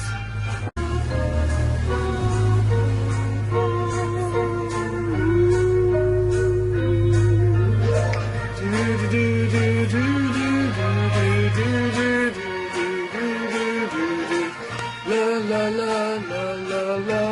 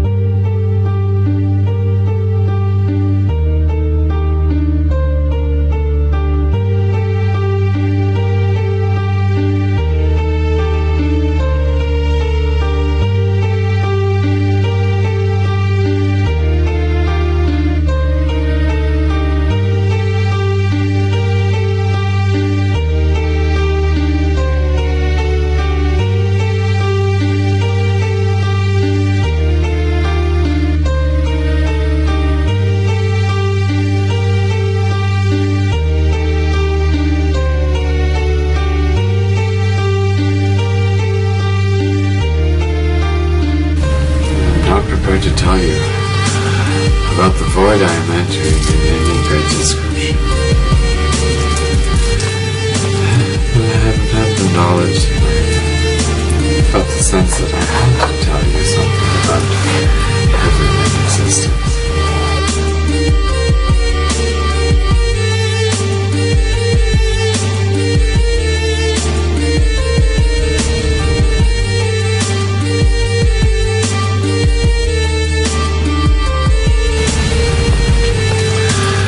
The earthly existence is the most substantial thing there is.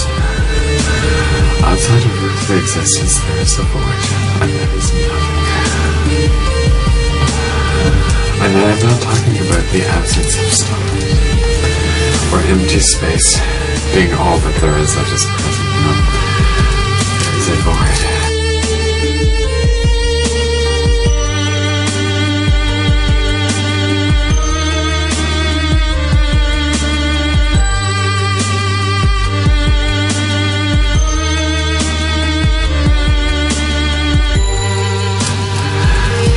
Non-existence, and there is nothing there. Now I'm entering into that void. rapidly than I had anticipated.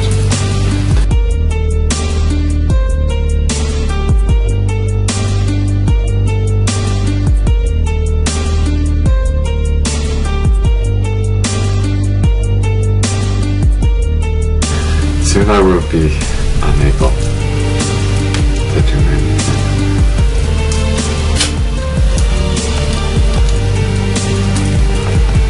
Therefore,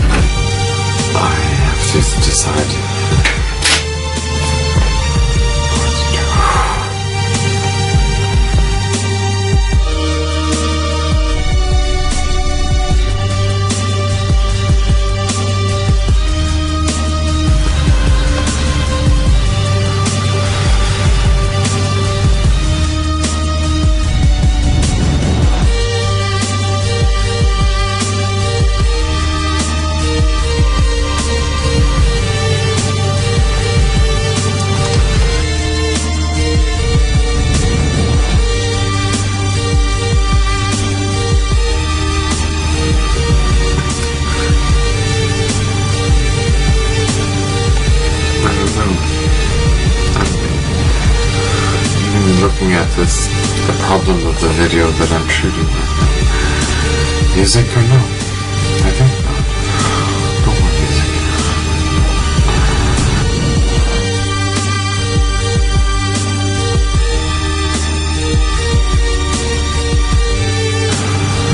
There is no more music. Indeed, the music in my head right now is the opening melodies of frequency. It is interesting that in my final moments of one form of existence, I have used my own ambient music as the form of the template to hold myself together.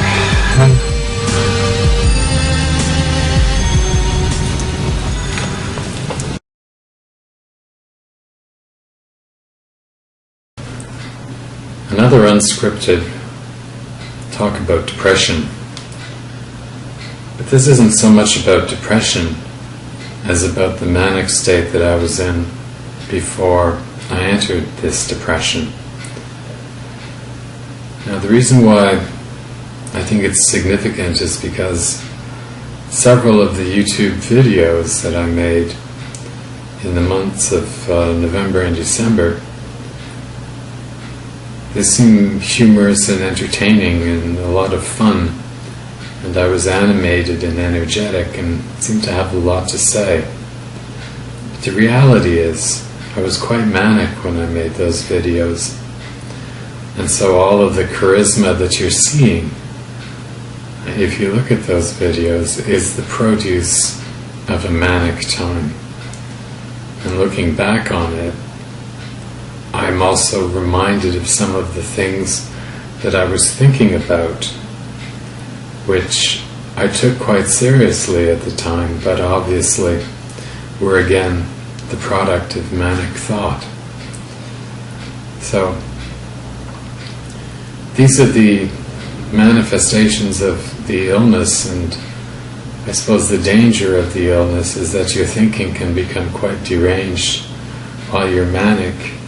Quite possibly you can similarly suffer a sort of derangement and depression. And that is the realization of the prison sentence that I am in. And that is the experience of depression. Not pretty. I guess if you're trying to understand it, well, this is what it's like.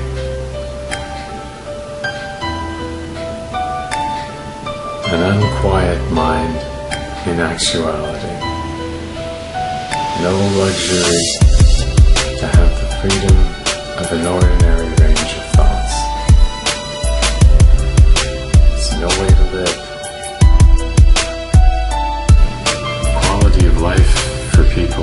bipolar illness and depression.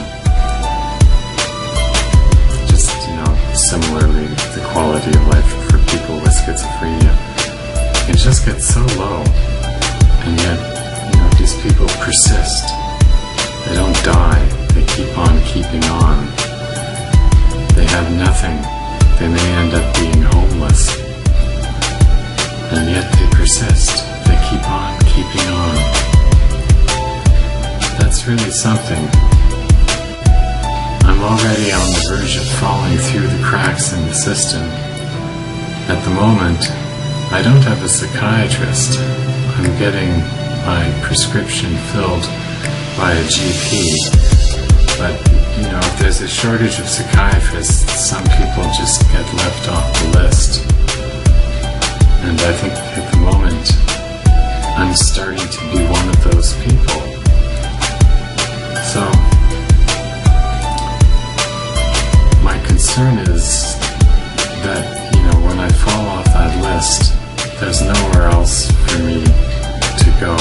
I'm off the list and I'm out of luck. In effect, I'm removed from the attention of the system and literally start to fall apart, disintegrate, miss appointments that are vital, and basically end up in a worsening situation. Well, that's the reality of depression for me at the moment. It's a disintegration and basically an uncertain home base, no structure, no supports. What happens when you've got no supports? Basically, you just become a statistic. Well, here I am on the way to becoming a statistic. Far from there yet. But, looking over my shoulder and saying, yeah, that looks like a real possibility to me, that I'm just going to become a casualty of this illness.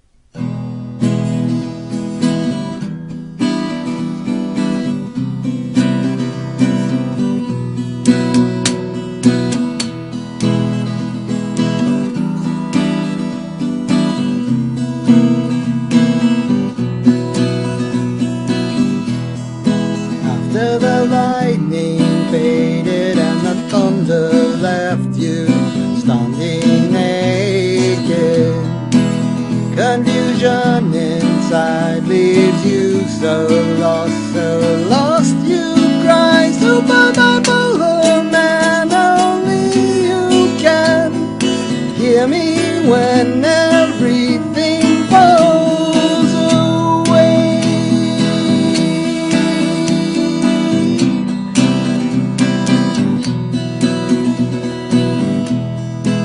Misery's company brings happiness in violent ways. Pleasure sustained till endless pain makes you scream. Super bipolar man, only you can hear me when everything falls away.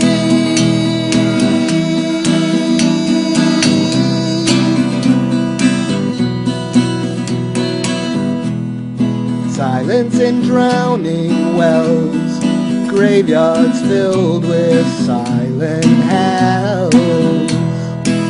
There inside your head, the laughing and the screaming dead. Super bipolar man, only you can hear me when everything falls away.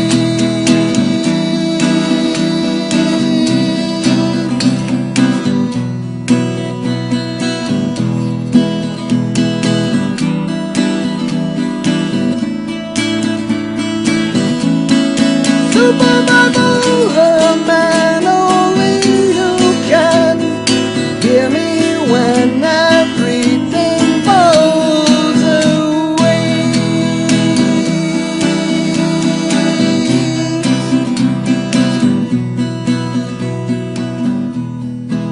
And the drugs take hold to soothe the twisted, tortured souls. But you can't control when lightning strikes and thunder rolls. Super bipolar man, only you can hear me when everything falls away.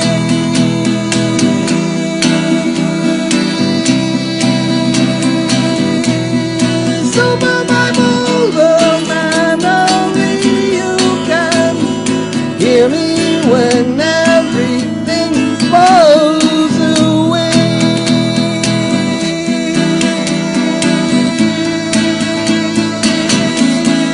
Super bipolar man, only you can hear me.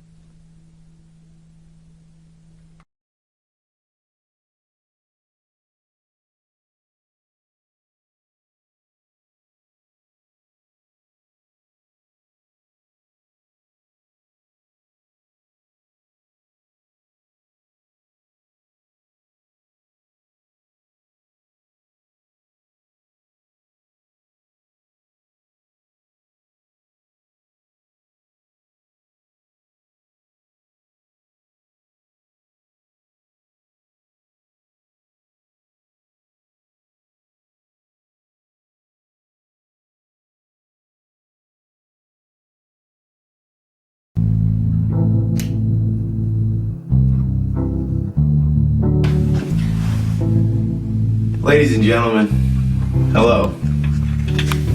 My name, at this juncture, is without a doubt Johnny Butter.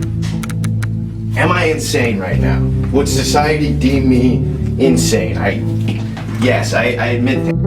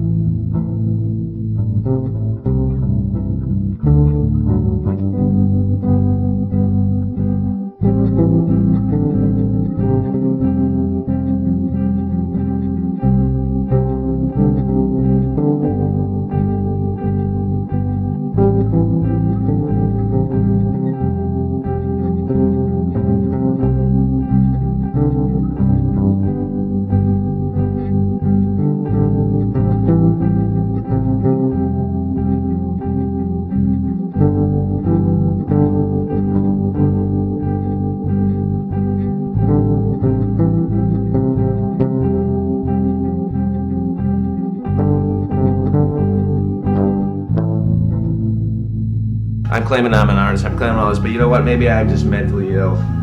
I don't know, the psych ward just did a fucking weird thing to me.